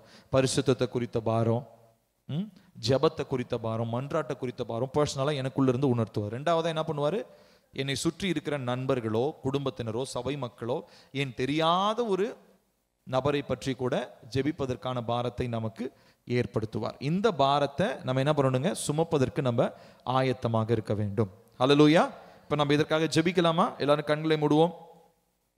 ஆவியானவரை பார்த்து கேட்க போறோம். பிதாவே, நீர் என் இருதயத்தில் ஜெபிக்கும்படியான பாரங்களை வைத்தும் நான் அசட்டை பண்ணினதற்காய் இன்றே உம்மிடம் இரக்கத்தை கேட்கிறேன். என்மேல் தேவன் மனம் இறங்கி திரும்ப உம்முடைய பாரத்தை எனக்கு தாரும் என்று இயேசுவின் நாமத்தில் ஜெபிக்கிறேன். கேட்கலாமா? கர்த்தாவே, அப்பா நிறைய நேரம் நீங்க எங்களை ஜெபிக்கும்படியாக நிறைய பாரத்தை கொடுத்துருக்கிறீங்க. ஆனா நாங்க அதை அசட்டை பண்ணிட்டோம் ஆண்டவரே. எங்களை தயவா நீங்க மன்னிங்க ஆண்டவரே. நாங்க அசட்டை பண்ணினதுனால அநேகருடைய வாழ்க்கையில் இருக்கக்கூடியதான நீங்க உணர்த்தி நாங்க ஜெபிக்காது இருக்கிற அந்த பிரச்சனைகளுக்கு நாங்கும் பங்குள்ளவங்களா மாறிட்டோமே, அவ்விதமான தீமைகளுக்கு நாங்கும் பங்குள்ளவங்களா மாறிட்டோமே. ஆகையினால கர்த்தர் எங்களை தயவா மன்னிங்க. கேளுங்க, எல்லாரும் வாயை திறந்து கேட்கலாமா? பரிசுத்த ஆவியானவரே, நீங்க உணர்த்தியும் நிறைய காரியங்கள், நீங்க பாரத்தை ஏற்படுத்தியும் நிறைய காரியங்களுக்காக நான் ஜெபிக்காம விட்டுட்டேன். நிறைய காரியங்களை பாரமா இருதயத்துல வச்சிங்க, அதை நான் அசட்டை பண்ணிட்டேன். அதற்காக தயவாய் மன்னிங்க. நான் அப்படி அசட்டை பண்ணினதுனாலே என் மேல வந்திருக்கிறதான அந்த தீமையான பங்கு என்னை விட்டு நீங்கட்டும் அப்பா. இந்த நாளில இருந்து ஆவியானவரே, உங்க வார்த்தைக்கு நான் உணர்வுள்ளவனா இருக்க எனக்கு உதவி செய்யுங்க. நீங்க கொடுக்கிற பாரத்தை உடனே நான் புரிஞ்சு கொண்டு உடனே நான் ஜெபிக்க, உடனே அந்த பிரச்சனைகளை நான் ஜெபத்தினாலே நான் மேற்கொள்ள வேண்டியதான அபிஷேகத்தையும் கிருபையும் இன்றைக்கு எனக்கு இயேசுவின் நாமத்தில் தருவீராக என்று சொல்லி நான் ஜெபிக்கிறேன். அடுத்ததாக, பிதாவாகிய தேவனே, நான் பரிசுத்த ஆவியானவருக்கு உணர்வற்றவனாய் இருந்து அவருடைய பாரங்களை நான் உணராமல் இருந்ததற்காக என் மேல் இயேசுவின் நாமத்தில் இரக்கமாயிரும். கேட்கலாமா? கர்த்தாவே, ஆவியானவருக்கு நான் உணர்வற்றவனா இருந்துட்டேன்ப்பா. என் மேல வைக்கப்படுகிற பாரங்களை நான் புரிந்து கொள்ளாம இருந்துட்டேன்ப்பா. அதனால கர்த்தர் என் மேல தயவாயிருங்க, என் மேல இரக்கமாயிருங்க. உங்க பாரங்களை நான் அசட்டை பண்ணிட்டேன்ப்பா. அப்பா, என் மேல கர்த்தர் இரக்கமாயிருங்க ஆண்டவரே. அடுத்ததாக சொல்லுவோம். பரலோக தேவனே, இன்றே என்னுடைய உணர்ச்சிகளை கருக்காக்கி பரிசுத்த ஆவியானவர் தருகிற ஒவ்வொரு பாரங்களையும் நான் அறிந்து கொள்ள எனக்கு இயேசுவின் நாமத்தில் கிருபை தாரும். ஆமா, கேளுங்க. கர்த்தாவே, என்னுடைய எமோஷன்ஸ், என்னுடைய சென்சிட்டிவிட்டியை ஷார்பன் பண்ணுங்க, கருக்காக்குங்க ஆண்டவரே. என்னுடைய உணர்வுகளை கருக்காக்குங்க. அதனால பரிசுத்த ஆவியான ஒரு நபரை குறித்தோ ஒரு காரியத்தை குறித்தோ என்னோடு பேசும் பொழுது நான் உடனே அதை புரிஞ்சு கொண்டு உடனே நான் அதற்காக ஜெபிக்க எனக்கு உதவி செய்யுங்க. நான் எந்த நிலையில் இருந்தாலோ, ஒருவேளை நான் பிஸியா இருக்கலாம், எங்கேயாவது போயிட்டு இருக்கலாம், ஆனா கர்த்தருடைய ஆவியானவர் ஒரு காரியத்தை குறித்து எனக்கு நினைப்பூட்டுனீங்கன்னு சொல்லி சொன்னா உடனே அதற்காக ஜெபிக்கிறதுக்கு எனக்கு கிருபை தாங்க. அந்த பாரத்தை என்னுடைய உள்ளம் நிரப்பப்பட்டு அந்த பாரத்தினால நான் ஜெபிக்க எனக்கு உதவி செய்வீராக என்று சொல்லி நான் ஜெபிக்கிறேன். அடுத்ததாக, தேவனே, என் மனதிலிருந்து உம்முடைய பாரம் நீக்கப்படும் வரைக்கும் என் ஜெபத்தில் நான் உறுதியாய் இருக்க எனக்கு இயேசுவின் நாமத்தில் கிருபை தாரும். நான் சொன்னேன் இல்லைங்களா, நம்ம ஜெபித்து அந்த பாரம் நீங்கிற வரைக்கும் நம்ம ஜெபிக்கணும். ஆகையினாலே அந்த பெர்சிஸ்டன்ஸ், அந்த விடாப்பிடியா நம்ம செய்கிறதான அந்த அந்த அந்த எண்ணம் நமக்கு வேண்டும். நம்ம கேட்கலாமா? கர்த்தாவே, நீங்க கொடுக்கிறதான அந்த பாரத்தை, அப்பா, அந்த பாரத்தினுடைய அந்த அந்த வெயிட், அந்த அழுத்தம் என்னை விட்டு நீங்குகிற வரைக்கும் நான் உறுதியா ஜெபிக்க எனக்கு உதவி செய்யுங்க. நிறைய பேர் கர்த்தர் உணர்த்திருப்பாரு, சும்மா ஒரு வார்த்தையில் அவங்களுக்காக ஜெபம் பண்ணிட்டு போறது இல்லை. அந்த பாரம் நீங்குகிற வரைக்கும், அந்த எண்ணம் நம்மை விட்டு வெளியேறும் வரைக்கும், அந்த பாரம் நம்மிடத்திலிருந்து வெளியேற வரைக்கும் நம்ம அதற்காக ஜெபிக்க வேண்டியது அவசியமாக இருக்கிறது. சும்மா ஆண்டவரே, நான் ஒரு வார்த்தையில சொல்லி நான் ஜெபிக்க போறதில்லை, ஒரு வரியில சொல்லி நான் ஜெபிக்க போறதில்லை. அவர்களுக்காக நான் பாரம் எடுத்து யாரை குறித்து எதை குறித்து நீங்க உணர்த்துறீங்களோ அதற்காக நான் பாரப்பட்டு ஜெபிப்பேன் என்று இயேசுவின் நாமத்தில் ஜெபிக்கிறோம் பிதாவே. ஆமென், ஆமென். உட்காருவோம்.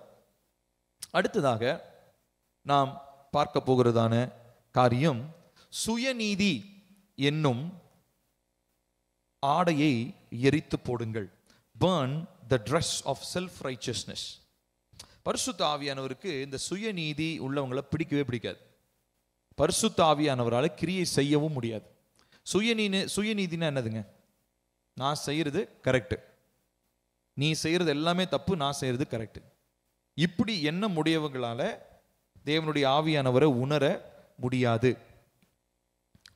இப்போ நம்ம மற்றவங்கள ஒரு வேளை குறை சொல்லலாம், நான் சுயநீதியா இல்லைங்க, ஆனா அவங்க சுயநீதியா இருப்பாங்க அப்படின்னு சொல்லி. ஆனா நான் உங்ககிட்ட ஒரு கேள்வி கேட்கிறேன். கர்த்தர் ஒரு காரியத்தை உங்களுக்கு உணர்த்தி அவர் சித்தம்னு சொல்லி நல்லா தெரிஞ்சு நீங்க அதை செய்யல அப்படின்ற சூழ்நிலை உங்க வாழ்க்கையில் இருக்கா? கண்டிப்பா இருக்கும். கர்த்தர் உங்ககிட்ட சொல்லி நீங்க செய்யாம இருக்கிற காரியம் கண்டிப்பா இருக்கும். அப்படி இருந்துச்சுன்னா சுயநீதி இருக்குதுன்னு அர்த்தம். நான் சொல்றது புரியுதா? அப்ப என்கிட்ட சுயநீதி இல்லைன்னு சொல்ல முடியுமா? முடியாது. ஏன்னா கர்த்தருடைய சித்தத்தை வெளிப்படுத்தியும் நான் அதை செய்யலைன்னா என்கிட்ட சுயநீதி இருக்கு. ஏன்னா நான் ஏன் செய்யாம இருக்கிறேன்? ஏன்னா எனக்கு ஒரு விஷயம் ரைட்டுன்னு தோணுது, அவர் ஒரு செய்யற விஷயம் நான் ரைட், எனக்கு ரைட்டுன்னு தோன்ற விஷயத்துக்கு அவர் சொல்ற விஷயம் எதிர்மறையா இருக்குது. அதனால நான் என்ன பண்ணல? அவர் சித்தத்தை நான் செய்யல. அப்ப அவர் சித்தத்தை செய்யாததுனால எனக்குள்ள என்ன இருக்குது? சுயநீதி மறைந்து இருக்கிறது. அப்போ நான் எதை செய்யணும்னு நான் நினைக்கிறேனோ அதுக்கு எதிராக ஒரு காரியத்தை ஆவியானவர் ஒரு வேளை சொல்லியிருந்தாருன்னா அதை ஏற்றுக்கொள்றதுக்கு ஒரு மனப்பக்குவம் வேணும் எனக்கு. ஏன்னா அவர் எல்லாவற்றையும் நமக்கு நேர்மையானதா, சரியானதா, அழகானதா, பெர்ஃபெக்டா, நிறைவானதா தான், பூரணமானதா தான் நமக்கு தருவார்.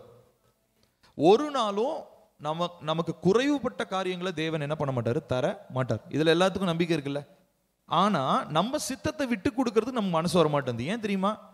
அவர் ஒரு சித்தம்னு சொல்றத விட நம்ம சித்தம் ரொம்ப நமக்கு அழகா தோணுது. அவர் ஒரு விஷயம் சொல்லியிருப்பார், ஆனா அதை விட நான் யோசிக்கிற விஷயம் ரொம்ப நல்லா இருக்கு அப்படின்னு நமக்கு மண்டையில அந்த எண்ணம் இருக்கிறனால, மூளை பகுதியில் அந்த யோசனை வர்றனால கர்த்தருடைய சித்தத்தை என்னால புரிந்து கொள்ள முடியவில்லை. அப்போ இவ்விதமா தேவனுடைய சித்தத்தை நம்ம செய்யாத போது நம்ம என்ன தெரியுங்களா சொல்றோம்? மறைவா நம்முடைய செயல் என்ன வார்த்தையை வெளிப்படுத்துது தெரியுமா? ஏசப்பா நீங்க தப்பு, நான் ரைட்டு. நல்லா கவனிங்க. தேவ சித்தத்தை செய்யலன்னா நீங்க என்ன தெரியுமா சொல்றீங்க? ஏசப்பா நீங்க தப்பு, நான் ரைட்டு. இல்லைங்க, நான்லாம் எப்படிங்க வாயை திறந்து அப்படி சொல்லுவோம்? வாயை திறந்து சொல்ல வேணாம், ஆனா செஞ்சுக்கிட்டு இருக்கிறோம். தேவ சித்தத்தை செய்யாதப்போ நம்ம என்ன தெரியுங்களா சொல்றோம்? ஏசப்பாவை பார்த்து, ஏசப்பா நீங்க தப்பு, நான் ரைட்டு. இப்படிப்பட்டதான ஒரு எண்ணத்தை உருவாக்குவதுதான் இந்த சுயநீதியினுடைய வேலையாக இருக்கிறது. ஸோ அப்போ இப்படிப்பட்டதான மனநிலை இருக்கிறவர்களோட ஆவியானவர் கிரியை செய்ய முடியாது. ஸோ இவ்விதமாக அந்த மனநிலை இருக்கிறவங்களை கர்த்தருடைய ஆவியானவர் பயன்படுத்தவும் முடியாது. இவ்விதமாக இருக்கிறதான ஒரு மனுஷன் யார் அப்படின்னு பார்த்தீங்கன்னா, நமக்கு ஒரு சிறந்த எக்ஸாம்பிள் யாருன்னா சவுல். நம்முடைய பைபிள் ஏற்கனவே 2-3 நாளுக்கு முன்னாடி கூட சவுலை பற்றி கூட பேசணும். இப்போ சவுலை பற்றி பார்க்கும்போது அவர் நிறைய காரியங்களில் தன்னுடைய சுயநீதியை முதல்ல இருக்கும்போது என்னமோ நல்ல ஒரு பெஞ்சமின் கோத்திரத்தினுடைய நல்ல ஒரு என்ன சொல்ல இருக்கிறதுலே அவர் சவுலை பற்றி சொல்லும்போது பார்த்தீங்கன்னா, அவரை மாதிரி நல்ல ஹேண்ட்ஸமான ஒரு ஆள், அவரை மாதிரி அழகான ஒரு ஆண்மகன் அவங்க ஊர்லேயே இல்லையா. அவங்க ஊரில் ஆட்கள் நின்னாங்கன்னா எல்லாருடைய தோளுக்கு மேலே இவர் இருப்பாராம். அவ்வளோ நல்ல உயரமா வாட்ட சாட்டமாக பார்த்தா இவர் மாதிரி இருக்கணும்பா, ஒரு மாடல் மாதிரி இருந்திருப்பாருன்னு நினைக்கிறேன் சவுல். இப்போ நல்லா கவனிச்சிங்கன்னா, சவுல் கிட்ட நல்ல ஒரு தாழ்மையோடு இருந்ததுனால தான் கர்த்தர் தெரிந்து கொண்டார். இல்லைன்னா கர்த்தர் தெரிந்து கொண்டிருக்கவே மாட்டார். தெரிந்து கொண்டு கொஞ்சம் ராஜாவாகி கல்யாணம் ஆகி அப்படி கொஞ்சம் அந்த வெற்றியெல்லாம் பார்க்க ஆரம்பித்த உடனே இவர் எதை நிறுத்திட்டார் அப்படின்னு சொல்லி சொன்னால், செல்ஃப் இன்ஸ்பெக்ஷனை நிறுத்திட்டார். சுய பரிசோதனை இவர் என்ன பண்ணிட்டாரு? ஸ்டாப் பண்ணிட்டார். அதனால உள்ள நுழைஞ்சதான தீமைகளை குறிச்சதான ஒரு எண்ணமே சவுலுக்கு இல்லை. எந்த ஒரு மனுஷன் தன்னுடைய சுயத்தை ஆராய்ந்து பார்க்க தவறுறானோ அவன் சீக்கிரத்தில் சவுலை போல ஒரு சுயநீதி உள்ள மனிதனாக மாறிவிடுவான். அப்போ எல்லாருமே நம்ம எல்லாருமே ஒவ்வொரு நாளும் நம்முடைய சுயத்தை செல்ஃப் இன்ஸ்பெக்ஷன் நம்ம ஒவ்வொரு நாளும் நம்ம வாழ்க்கையை நம்ம என்ன பண்ணணும்? ஆராய்ந்து பார்க்கணும். நான் இன்னைக்கு எது செஞ்சாலும் கரெக்டாக தான் செஞ்சிருப்பேன் அப்படின்னு நைட்டு தூங்கக்கூடாது. நைட்டு தூங்குறதுக்கு முன்னாடி ஜெபத்தில் நம்ம ஆராய்ந்து பார்க்கணும். என்ன ஆராய்ந்து பார்க்கணும்? நான் இன்னைக்கு தேவனுக்கு பிரியமில்லாதது என்ன செஞ்சேன்? தேவன் எனக்கு உணர்த்தி சித்தமில்லாத காரியங்களை நான் செஞ்சேன். ஸோ தேவனுக்கு சித்தமில்லாத செய்யும் போது நம்ம என்ன பண்ணுறோம்? என்ன சொல்றோம்? இந்த வார்த்தையை மறந்துடவே கூடாது. ஏசப்பா நீங்க தப்பு, நான் ரைட்டுன்ற வார்த்தையை நம்ம சொல்ற மனிதர்களாக வாழ்ந்து கொண்டு இருக்கிறோம். வாயை திறந்து சொல்ல, ஆனா வாழ்ந்துட்டு இருக்கிறோம். ஸோ ஆகையினாலே இவ்விதமா தேவ சித்தம் உணர்த்தப்படாத, தேவனுடைய சித்தத்தை செய்யாத அந்த சூழ்நிலையில நம்முடைய வாழ்க்கை நம்ம ஆராய்ந்து பார்க்கும் பொழுது கர்த்தர் நிச்சயமா நம்ம வாழ்க்கைக்குள்ள மறைந்திருக்கிற சுயநீதியை வெளிப்படுத்துவார். இப்போ நான் சொன்னேன் இல்லைங்களா, பரிசுத்த ஆவியானவர் ஒரு நாளும் சுயநீதி இருக்கிற மனிதனோடு என்ன பண்ண முடியாது, அவரால் உறவு கொள்ள முடியாது. அப்போ நீதின்றது நமக்கு தேவன் கிறிஸ்துவின் நிமித்தமாய் உண்டாகிறது. நிறைய பேர் இதை ஒன் டைம் இவெண்டா பார்ப்பாங்க. இயேசு கிறிஸ்து எனக்காக சிலுவையில் மரித்தார், நான் அதை விசுவாசிச்சனாலே என் மேலே கிறிஸ்துவின் நீதி வந்துருச்சு. கிறிஸ்துவின் நீதி வந்துருந்துச்சுன்னா முழுக்க நம்ம தேவ சித்தத்தை தானே செஞ்சிருக்கணும். ஆனா தேவ சித்தத்தை விட்டு ஏன் தவறுறோம்? அப்படின்னா கிறிஸ்துவின் நீதியை விட்டு நீ வெளியே வர்றதுக்கான வாய்ப்பு இருக்குது. கிறிஸ்துவின் நீதி உங்களை தேவ சித்தத்தை செய்யறதுக்கு உங்களை ஃபோர்ஸ் பண்ணாது, உங்களுக்கு ஒரு ஆப்ஷன் தான் கொடுக்கும். நான் சொல்றதை புரிஞ்சுக்கோங்க, திரும்ப சொல்றேன். தேவனுடைய நீதி இருக்கு இல்லையா, கிறிஸ்துவின் நீதி, அது ஒரு நாளும் தேவ சித்தத்தை செய்வதற்கு உங்களை கட்டாயப்படுத்தாது, உங்களுக்கு ஒரு வாய்ப்பை ஏற்படுத்தி தரும். So righteousness will give you an option to complete the will of God. So தேவ சித்தத்தை செய்யறதுக்கு நமக்கு ஒரு வாய்ப்பு, எது? தேவனுடைய நீதி. ஆனா நம்முடைய சுயநீதி என்ன பண்ணும் தெரியுங்களா? அப்படியே எல்லா கதவையும் சாத்திட்டு நமக்கு என்ன விருப்பமோ அந்த பக்கமா போறதுக்கு நம்மள திசை திருப்போம். இதுதான் சுயநீதியினுடைய ஒரு வேலையாக இருக்கிறது. அப்போ இவ்விதமா இருக்கிற அந்த எண்ணம் உடையவங்களால இன்றைக்கு பரிசுத்த ஆவியானவரோடு இணைந்து நடக்க முடியாது. நிறைய விசுவாசிகளுடைய வாழ்க்கையில, நிறைய ஊழியக்காரர்களுடைய வாழ்க்கையில சுயநீதி மறைந்திருக்கிறது. ஏன்னு சொல்லி சொன்னா, தேவ சித்தத்தை செய்யாதவங்க கிட்ட கண்டிப்பா என்ன இருக்கும்? சுயநீதி இருக்கும். சரிங்களா? இங்க பாருங்க, 1 சாமுவேல் 15:23 இவ்விதமா நம்ம வாசிக்கிறோம். 1 சாமுவேல் 15:23.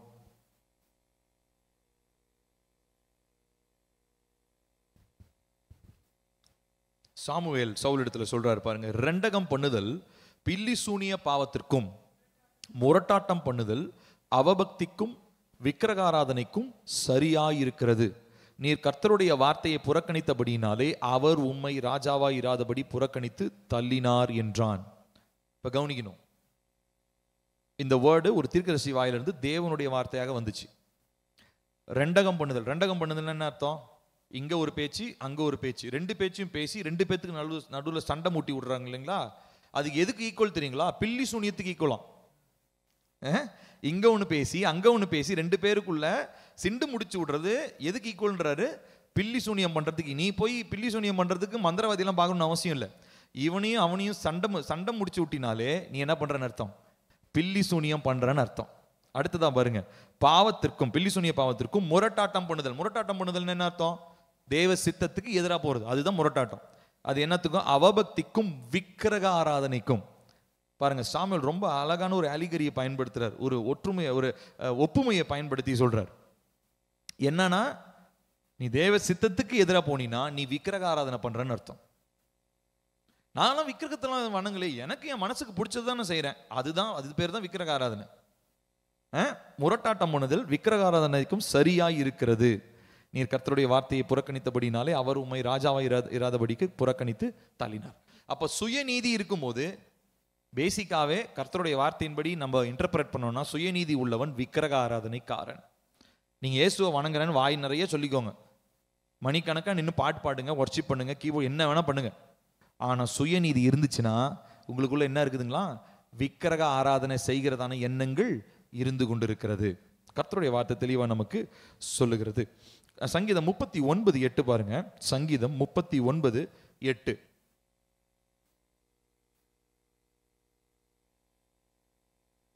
என் மீறுதல்கள் எல்லாவற்றிலும் இருந்து என்னை விடுதலையாக்கும், மூடனுடைய நிந்தனைக்கு என்னை ஒப்புக்கொடாதேயும். திரும்ப வாசிக்கலாம். என் மீறுதல்கள் எல்லாவற்றிலும் இருந்து என்னை விடுதலையாக்கும், மூடனுடைய நிந்தனைக்கு என்னை ஒப்புக்கொடாதேயும். அப்ப சுயநீதி உள்ளவன் நிந்தனை செய்கிறவனாயிருக்கிறான். அவனை பார்த்து தாவீது சொல்றார், அவன் மூடன், he is a fool. அவன் மூடனாக இருக்கிறான். ஆகையினால சுயநீதி இருக்கிறவங்க கிட்ட போய் நான் என்ன பண்ணிக்கூடாது, சிக்கிடக்கூடாது ஆண்டவரே அப்படின்னு ஒரு பிரேயரா அவர் பண்றார். அப்ப சுயநீதி இருக்கிறவன் நம்ம சந்திக்கிறதே ஆபத்து. சுயநீதி இருக்கிற மனிதனை சந்திக்கிறதே ஆபத்து. அப்ப நமக்குள்ள இருந்தா அது எவ்வளவு பெரிய ஆபத்து யோசிச்சு பாருங்க. ஆப்போசிட்ல இருக்கிறவங்க கிட்ட இருந்தால் பிரச்சனைன்றோம், ஆனால் நம்மகிட்டயே அது நிறைய பேர் நிறைய நேரங்களில் இருக்குது. அப்போ இந்த சுயநீதிக்காக இந்த சுயநீதியை உடைத்து நம்ம ஜெபிக்கணும். சுயநீதின்றது அழுக்கான கந்தை என்பது ஏசாயால நம்ம வாசிக்கிறோம். எங்களுடைய சுயநீதி அழுக்கான கந்தை அப்படின்னு சொல்லி. ஸோ எங்களுடைய நீதி அழுக்கான கந்தை. ஸோ இதை நம்ம சுட்டரிக்கப்படும்படியாக இந்த அழுக்கான ட்ரெஸ்ஸு கலட்டி போட்டுட்டு கிறிஸ்துவனுடைய நீதியை தரித்துக்கொள்ளணும். கிறிஸ்துவனுடைய நீதியை தரித்து கொண்டா நம்ம கண்டிப்பாக எதை தான் செய்வோம்? தேவ சித்தத்தை தான் செய்வோம். ஒருவேளை கிறிஸ்துவின் நீதி என்கிட்ட இருக்குன்னு சொல்லிட்டு நான் தேவ சித்தத்தை செய்யலைன்னா கிறிஸ்துவின் நீதிக்கு பதிலாக இப்போ வேற ஒன்று ரீப்ளேஸ் ஆயிடுச்சு. என்ன தெரியுமா? சுயநீதி ரீப்ளேஸ் ஆயிடுச்சு. சுயநீதி இருக்கிறவன் தான் தேவ சித்தத்தை செய்ய மாட்டான். சொல்றது புரியுதுங்களா? இந்த ஜெபத்தை நம்ம எல்லாரும் சேர்ந்து நம்ம பண்ண போகிறோம். நம்ம எல்லாரும் கண்களை மூடி தேவனை நோக்கி பார்க்க போகிறோம். தேவனே, உம்முடைய பரிசுத்த ஆலோசனைக்கு எதிராக என் வாழ்க்கையில் வெளிப்படுத்தின எல்லா சுயநீதிக்காக இயேசுவின் நாமத்தில் மன்னிப்பையும் இரக்கத்தையும் கேட்கிறேன். கேட்கலாமா? கர்த்தாவே, நீங்க ஆலோசனை சொல்லியும் நிறைய நேரம் என் வாழ்க்கையில சுயநீதியை நான் வெளிப்படுத்திட்டேன்ப்பா. உங்க சித்தம் இதுவென்று தெரிந்தும் என் விருப்பத்தின்படி என் சித்தத்தை நான் செய்ய நான் செஞ்சிட்டதுனால என்னுடைய வாழ்க்கையில கிறிஸ்துவின் நீதிக்கு பதிலாக சுயநீதி வந்துருச்சப்பா. ஆகையினால இப்பொழுது இயேசுவின் நாமத்தினால கேளுங்க, எல்லாரும் மன்னிப்பு கேளுங்க. ஏசப்பா, என்னை மன்னிங்க. என் வாழ்க்கையில நான் சுயநீதியை வெளிப்படுத்தினதுக்காக கர்த்தர் என்ன தயவா மன்னிங்க. நானும் என் குடும்பமும் சுயநீதியா நாங்க வாழ்ந்துட்டதுனால எங்களை தயவா மன்னிங்க. எங்களுடைய தொழில்ல, வேலையில, படிப்புல, பிள்ளைகளுடைய திருமண காரியங்கள்ல, இப்படி எத்தனையோ காரியங்கள்ல கர்த்தருடைய சித்தம் இன்னதென்று தெரிந்தும் நாங்கள் எங்களுடைய விருப்பத்தின்படி செய்ததுனாலே சுயநீதியை தரித்து கொண்டவர்களா நாங்க போயிட்டோம் அப்பா. இப்பொழுது அப்ப அந்த சுயநீதிக்காக நாங்க இயேசுவின் நாமத்தினாலே மன்றாடுகிறோம், மன்னிப்பை உம்மிடத்துல கேட்கிறோம். அடுத்ததாக சொல்லுங்க. பிதாவே, என்னில் மறைந்திருக்கிற எல்லா சுயநீதிக்குரிய அசுத்த ஆவிகளும் வல்லமைகளும் இயேசுவின் நாமத்தில் என் வாழ்க்கையை விட்டு, என் இருதயத்தின் அறைகளை விட்டு இயேசுவின் நாமத்தில் வெளியேறுவதாக. ஆமென். சொல்லாம நம்முடைய இருதயத்து மேல கை வச்சு சொல்லாமா? கர்த்தாவே, என்னுடைய இருதயத்தின் அறைகளுக்குள்ளாக தங்கி இருக்கிறதான சுயநீதியை ஏற்படுத்துகிறதான அசுத்த ஆவிகளுடைய வல்லமைகள், அசுத்த ஆவிகள் என்னை விட்டு, என்னுடைய இருதயத்தின் அறைகளை விட்டு வெளியேறுவதாக. எனக்குள்ளாக, என் இருதயத்தின் அறைகளுக்குள்ளாக இருந்து கொண்டு தேவ சித்தத்துக்கு விரோதமான யோசனையை எனக்குள்ளாக கொடுக்கிறதான எல்லா விதமான சுயநீதிக்குரிய அசுத்தங்களும் சுயநீதிக்குரிய யோசனைகளும் இயேசுவின் நாமத்தில் என் இருதயத்தின் அறைகளை விட்டு வெளியேறும்படியாக நாங்கள் ஜெபிக்கிறோம். ஒவ்வொரு காரியத்திலும் நாங்கள் கிறிஸ்துவின் நீதியை உடையவர்களாக இருக்கணும். சுய நீதி எங்களிடத்தில் இருக்கும்போது தேவ சித்தத்துக்கு நாங்கள் முரட்டாட்டம் பண்றவங்களா இருப்போமே. முரட்டாட்டம் பண்ணுதல் விக்கிரக ஆராதனைக்கு சமம் என்று உடைய வார்த்தை சொல்லுகிறது. ஆகையினாலே அப்பா, எங்களுடைய வாழ்க்கையில நாங்கள் எத்தனையோ தடவை இவ்விதமா நாங்கள் விக்கிரக ஆராதனை பண்ணவங்களை போல நாங்கள் மாறிட்டோமே. காரணம், எங்க வாழ்க்கையில எங்க சுயநீதிக்கு நாங்கள் விட்டு கொடுத்து உங்க சித்தத்தை செய்யாததுனால இப்படி ஆயிட்டோம்ப்பா. இப்பொழுது இயேசுவின் நாமத்தினாலே நாங்கள் ஜெபிக்கிறோம். எங்கள் வாழ்க்கையில காணப்படுகிறதான எல்லா சுயநீதி எங்கள் இருதயத்தின் அறைகளை விட்டு வெளியேறும்படி நாங்கள் கட்டளை கொடுக்கிறோம். அடுத்ததாக சொல்லுவோம். தேவனே, எனக்கு நானே அணிவித்து கொண்ட சுயநீதி என்னும் அழுக்கான ஆடையை இயேசுவின் நாமத்தில் தேவனுடைய அக்கினியினால் எரிந்து சாம்பலாய் போகும்படி கட்டளை கொடுக்கிறேன். சொல்லலாமா? கர்த்தாவை, என் மேல போடப்பட்டிருக்கிற அந்த அழுக்கான கந்தை, அழுக்கான சுயநீதி என்னும் அழுக்கான இந்த ஆடைய இப்பொழுது உம்முடைய பரலோக அக்கினினாலே சுட்டரித்து சாம்பலாக்கி போடுங்கப்பா. எனக்கு அந்த அழுக்கான ட்ரெஸ்ஸான அந்த சுயநீதி எனக்கு வேண்டாம்ப்பா. இன்னைக்கு நிறைய நேரங்கள்ல நான் திரும்ப அந்த அழுக்கு ட்ரெஸ்ஸை எடுத்து நான் மேல போட்டுக்கிறேன். அந்த அழுக்கான ட்ரெஸ்ஸை எடுத்து, சுயநீதி என்கிறதான அழுக்கான ட்ரெஸ்ஸை எடுத்து நான் திரும்ப போட்டுக்கிறேன். ஆனா இன்னைக்கு அது எனக்கு வேண்டாம்ப்பா. பரிசுத்த ஆவியானவர் எனக்குள்ளாக இருந்து கிறிஸ்துவின் நீதியை எனக்கு கற்றுக் கொடுக்கிறவங்களா இருங்கப்பா. கிறிஸ்துவின் நீதி எங்களிடத்துல இருக்கும் பொழுது தேவ சித்தத்திற்கு நாங்கள் விட்டு கொடுப்போமே. ஆகையினால் இப்பொழுது நாங்கள் இயேசுவின் நாமத்தில் ஜெபிக்கிறோம். எங்கள் மேலே, எங்கள் குடும்பத்தின் மேலே, எங்கள் சபையின் மேலே, எங்கள் ஒவ்வொருவர் மேலோ போடப்பட்டிருக்கிற சுயநீதி என்கிறதான அந்த அழுக்கான ஆடை தேவனுடைய அக்கினியினாலே எங்கள் மேலிருந்து எரிந்து சாம்பலாய் போவதாக என்று சொல்லி ஜெபிக்கிறோம். அடுத்ததா சொல்லுங்க. தேவனே, நீர் கொடுக்கிற உம்முடைய கட்டளைகளை நான் பிசகாமல் அப்படியே கீழ்ப்படிய எனக்கு வேண்டிய இரக்கத்தை இயேசுவின் நாமத்தில் தாரும். சொல்லலாமா? கர்த்தாவே, நீங்க உங்க சித்தோன்னு சொல்லி எனக்கு எனக்கு எனக்கு சொல்லுகிற ஒவ்வொரு காரியத்தையும் நான் பிசகாமல் அப்படியே செய்யணும் ஆண்டவரே. இம்மி அளவு கூட நான் மாறிடக்கூடாதப்பா. உங்க சித்தத்தின்படி நீங்க எனக்கு ஒரு வார்த்தையை சொன்னீங்கன்னா அதை நான் அப்படியே செய்யறதுக்கு எனக்கு உதவி செய்யுங்கப்பா. அந்த கீழ்ப்படிதல் உள்ள ஒரு புத்தியை எனக்கு தாங்க, கீழ்ப்படிதல் உள்ள ஒரு ஆவியை எனக்கு தாங்க, அந்த முரட்டாட்டம் என்னிலிருந்து வெளியேறுவதாக என்று சொல்லி நான் ஜெபிக்கிறேன். அடுத்ததாக சொல்லுவோம். பரிசுத்த பிதாவே, உம் பரிசுத்த சமூகத்தின் முன் மிகுந்த மனத்தாழ்மையோடு நான் காணப்படவும், உம் வார்த்தையை நான் அப்படியே கீழ்ப்படியவும் இயேசுவின் நாமத்தில் எனக்கு வேண்டிய கிருபைகளை தாரும். ஆமென். கேட்கலாமா? கர்த்தாவே, இந்த நாளில் உங்கள் சமூகத்துக்கு முன்னாடி வந்திருக்கிறோம். அப்போ மிகுந்த மனத்தாழ்மையோடு நாங்கள் இருக்க எங்களுக்கு உதவி செய்யுங்க. ஒரு நாளும் சுய நீதியை நாங்கள் எங்கள் மேலே போட்டுக்கிட்டு அப்பா உங்களுக்கு முன்னாடி பெருமையானவங்களாக நாங்கள் நிற்க முடியாது. பெருமை உள்ளவர்களுக்கு எங்கள் தேவன் நீர் எதிர்த்து நிற்கிறவராக இருக்கிறீரே. ஆகையினாலே ஒரு நாளும் இந்த சுயநீதி என்கிறதான இந்த ஆடையை தரித்து கொண்டு அப்பா நாங்கள் உம் சமூகத்தின் முன்பதாக காணப்படாமல் மிகுந்த தாழ்மையோடு இருக்க, உம்முடைய வார்த்தைக்கு நாங்கள் அப்படியே கீழ்ப்படிய, உங்கள் சித்தத்துக்கு நாங்கள் அப்படியே கீழ்ப்படிய கர்த்தர் எங்களுக்கு வேண்டிய பலனையும் கிருபையும் தருவீராக. இயேசுவின் நாமத்தில் பிதாவே, ஆமென், ஆமென். உட்காருவோம். அடுத்ததாக நாம் பார்க்கிறது கடைசி தலைப்பு, there is no democracy with the Holy Ghost. பரிசுத்த ஆவியானவரோடு நம்ம குடி உரிமை, அதாவது அந்த அது என்ன சொல்றது, அந்த அவர்கிட்ட டீல் பேச முடியாது. பரிசுத்த ஆவியானவர் சொன்னதுதான். அவரோடு கூட நம்ம என்ன பண்ண முடியாதுன்னா, ஒரு காரியத்தை ஃபைனலைஸ் பண்ணிட்டாரு, முடிவு பண்ணிட்டாருன்னா அவரிடத்துல பேரம் பேச முடியாது. ஸோ இப்படி வச்சுக்கோங்க, டெமோக்ரஸிக்கு இன்னும் எளிமையான ஒரு வார்த்தை, பரிசுத்த ஆவியானவரோடு பேரம் பேச முடியாது, வாக்குவாதம் பண்ண முடியாது.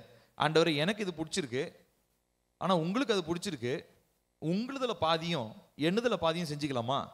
இப்படிலாம் நம்ம என்ன பண்ண முடியாது, தேவனிடத்துல நம்ம பேச முடியாது. நிறைய நேரங்களில் தேவனுடைய அபிஷேகத்தை பெற்றவர்கள் என்ன பண்ணுவாங்கன்னா, ஆவியானவரை மேனிப்புலேட் பண்ண ட்ரை பண்ணுவாங்க. நான் சொல்றது நல்லா கவனிக்கணும், இது வந்து ரொம்ப எச்சரிப்பான ஒரு காரியம். அபிஷேகத்தை பெற்ற நிறைய பேர், அது விசுவாசியா இருக்கலாம், ஊழியக்காரங்களா இருக்கலாம், பரிசுத்த ஆவியானவரை மேனிப்புலேட்னா தங்களுடைய கட்டுப்பாட்டிற்குள்ள கொண்டு வரணும்னு நினைப்பாங்க. தங்களுடைய ஆசைக்கு பரிசுத்த ஆவியானவரை ஆட்டி படைக்கணும்னு நினைப்பாங்க. பரிசுத்த ஆவியானவரை ஒரு நாளும் நம்ம ஆட்டி படைக்க முடியாது. திரும்ப சொல்றேன், பரிசுத்த ஆவியானவருக்கு நம்ம விட்டு கொடுத்துட்டோம்னா நம்ம அவரை என்ன பண்ண முடியாதுங்க, ஆட்டி படைக்க முடியாது. ஏன்னா பாத்தீங்கன்னா அந்த 3 காரியங்கள் இருக்கு. நீங்க இது நல்லா புரிஞ்சுக்கோங்க. இந்த காரியத்தை செய்யறவங்க யார் செய்வாங்கன்னா, நல்ல அபிஷேகத்தோடு இருக்கிறவங்க செய்யறத பார்க்க முடியும். 3 காரியங்க. ஒரு மனிதனுக்கு 3 காரியம் இருக்கு. என்னன்னா, முதலாவது அழைப்பு, ரெண்டாவதா அழைப்பிற்கு பின்னாடி அபிஷேகம், மூணாவதா அபிஷேகத்துக்கு அப்புறம் வரங்கள்.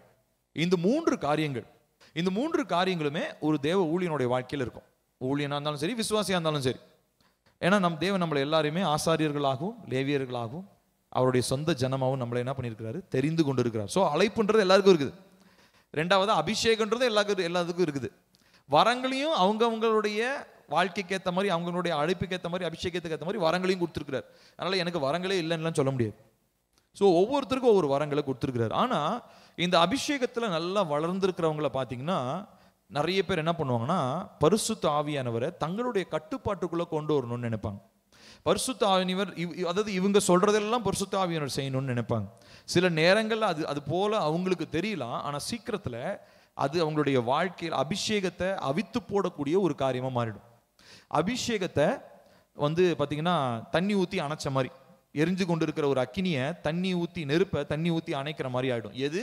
நம்ம பரிசுத்த ஆவியானவரை கட்டுப்படுத்த ஆரம்பிக்கும் பொழுது, பரிசுத்த ஆவியானவரோடு பேரம் பேச ஆரம்பிக்கும் பொழுது நம்ம என்ன பண்றோம், எரிந்து கொண்டு அக்கினி மேல, நெருப்பு மேல என்ன பண்றோம், தண்ணியை ஊற்றி அணைச்சு போடுற மாதிரி. இன்னைக்கு நிறைய பேர் வந்து பார்த்தீங்கன்னா, ஒன்று அபிஷேகத்தில் ஊழியம் செய்வாங்க, இல்லை வரங்களில் ஊழியம் செய்வாங்க. அபிஷேகத்தில் ஊழியம் செய்கிறவங்க அக்கினியாக இருந்தாங்கன்னா அக்கினியை எரிஞ்சுக்கிட்டே இருப்பாங்க. இன்னொரு பக்கம் வரங்களில் ஊழியம் செய்கிறவங்க பார்த்தீங்கன்னா, வரங்களை வச்சு மக்களை, அதாவது அவங்க பக்கம் திரள் கூட்டமான மக்கள் வருவாங்க. அதாவது அபிஷேகமும் வரமும் ஏன்னா இது வந்து ரொம்ப முக்கியம். பரிசுத்த ஆவியானவரை புரிந்து கொள்றதுக்கும் பரிசுத்த ஆவியானவரோடு நம்ம உறவு கொள்றதுக்கும் 2 முக்கியம். 3 காரியம் நீங்கள் வேணும்னா எழுதிக்கோங்க, எல்லாம் மைண்டில் ஞாபகம் வச்சுக்கோங்க. 3 காரியம் ஒரு மனுஷனுக்கு இருக்குன்னு. அது முதலாவது வந்தது என்னது? அழைப்பு. கர்த்தர் உங்களை பார்த்து என்ன எப்படி கூப்பிடுறாரு? முதலாவது மகனே மகளேன்னு கூப்பிடுறாரு. அதுக்கப்புறம் தேவர் ராஜ்யத்துக்கு நம்மள 5 விதமான ஊழியத்தில் ஏதோ ஒரு விதத்தில் ஊழியக்காரங்களை கூப்பிடுறாரு, விசுவாசிகளை ஏதோ ஒரு விதத்தில் கூப்பிடுறாரு. ஸோ அழைப்பு முதலாவது. ரெண்டாவதா அந்த அழைப்புக்கு ஏற்ற அபிஷேகம். அபிஷேகம்னா என்னதுங்க? அந்த குறிப்பிட்ட விஷயத்தை செய்து முடிக்கிறதுக்கு வேண்டிய டாஸ்க், அதாவது எனர்ஜி. அந்த குறிப்பிட்ட காரியத்தை செய்வதற்கு வேண்டியதான ஒரு ஆற்றல், அதுதான் அபிஷேகம். அடுத்து மூணாவதா அதை இன்னும் திறம்பட செய்வதற்கு கொடுக்கப்படுகிறது வரங்கள். இப்ப நிறைய பேர் அழைப்பையும் அபிஷேகத்தையும் பைபாஸ் பண்ணி டைரக்டா வரங்களுக்கு வந்துருவாங்க. வரங்களை வச்சு நம்ம இப்போ ஒரு உதாரணத்துக்கு எனக்கு வந்து நல்ல பாட்டு பாடுற வரம் இருக்குன்னு வச்சுக்கோங்க. பாட்டு பாடுற வரம் இருக்கும்போது நான் அந்த வரங்களை வச்சு பயங்கரமா பாட்டு பாடுறேன், மியூசிக் போடுறேன், அதை பண்றேன், இதை பண்றேன், யூடியூப்ல பாட்டு போடுறேன், கான்சர்ட் நடத்துறேன், என்னென்னலாம் பண்றேன், பெருசு பெருசா பண்றேன். ஆனா அந்த வரங்களினாலே தேவன் ஒரு மனுஷனை தொடர்றதை விட அபிஷேகத்தினாலே தேவன் ஒரு மனுஷனை தொடர்றது தான் தேவனுடைய ராஜ்யத்துக்கு பிரயோஜனமா இருக்கும். சொல்றது புரியுதா? வரங்கள் என்னத்துக்காகனா ஒரு, அதாவது உங்களையும் என்னையும் உற்சாகப்படுத்துறதுக்கு தான் வரங்கள். ஆனா அபிஷேகம் எதுக்கு தெரியுமா? தேவனுடைய ராஜ்யத்தை கட்டி எழுப்புறதுக்காக. நிறைய பேர் வரங்கள்ல செயல்படும் பொழுது தேவனுடைய ராஜ்யம் கட்டப்பட முடியாது. தேவனுடைய ராஜ்யம் கட்டப்படணும்னா அதுக்கு தேவை பிரதானமானது என்ன தெரியுங்களா? அழைப்பும் அபிஷேகமும். வரங்கள் தேவையில்லைன்னு சொல்ல, வரங்களும் நமக்கு தேவை. ஆனா வரங்களை விட ரொம்ப முக்கியமானது என்னது? அபிஷேகம். நான் ஒரு எக்ஸாம்பிள் சொல்றேன். நான் சின்ன வயசுல ஒரு சர்ச்சுக்கு போவோம். அப்பா வந்து ஒரு பாஸ்டர் கிட்ட உதவி ஊழியக்காரராக இருந்தாங்க. நல்ல ஒரு தேவ மனிதன் அவர். அவருடைய சர்ச்சில் ஒரு தாத்தா ஒருத்தர், ஒரு பாஸ்டர், அவர் ஏற்காட்டிலேருந்து வருவார். தாமஸ்ன்னு சொல்லிட்டு வயசான தாத்தா. அவர் பார்த்தீங்கன்னா அவர் யார்கிட்டுமே பேசவே மாட்டார். அவன் இதெல்லாம் இருப்பார், ஜோமனை சொன்னால் ஜோமுன்னுவார், அவ்வளோதான். மாதத்துக்கு ஒருக்க அந்த கம்யூனியன் டைமில் ஒருவர் வந்து அந்த ஸ்டேஜில் ஒரு மூலையில் சேர் போட்டு உட்காந்துருப்பார். குள்ளமாக இருப்பார் அந்த ஊழியக்காரர். அவரை பார்த்தாலே யாரும் ஊழியக்காரன் கூட சொல்ல மாட்டாங்க, அந்த அளவுக்கு ரொம்ப தாழ்மையாக இருப்பார். ஆனால் அவர்கிட்ட இருந்ததான அபிஷேகம் பார்த்தீங்கன்னா, அவர்கிட்ட இருக்கிறதான அந்த அபிஷேகம், அவர்கிட்ட இருந்ததான அந்த அபிஷேகம் பயங்கரமான ஒரு அபிஷேகமாக இருந்தது. அவர்கிட்ட எங்கள் சர்ச்சில் நிறைய எல்லாரும் பாஸ்டர் கிட்ட வந்து ஜோம் பண்ணுவாங்க. ஆனால் கொஞ்சம் சிக்காக இருக்கிறவங்க, வியாதியாக இருக்கிறவங்க அப்படின்னா வந்தால் உடனே பாஸ்டர் வந்து அந்த பாஸ்டர்கிட்ட அனுப்பிடுவார். ஏன்னா அவர் மேலே வந்து பார்த்தீங்கன்னா அப்படிப்பட்டது ஒரு அபிஷேகம். எப்படிப்பட்ட வியாதியாக இருந்தாலும் அவர் ஜோம் பண்ணார்னா சரியாயிடும். எப்படிப்பட்ட வியாதியாக இருந்தாலும், சும்மா சாதா தலைவலி அப்படி இருக்கிறவங்க கூட போய் ஜோம் பண்ணி சரியாயிட்டு வந்து உடனே. ஆனால் அவர்கிட்ட பார்த்தீங்கன்னா அவருக்கு பாட்டு பாட்டு தெரியும். அவர் பிரசங்கம், அவர் பேசி கூட நான் கேட்டதில்லை.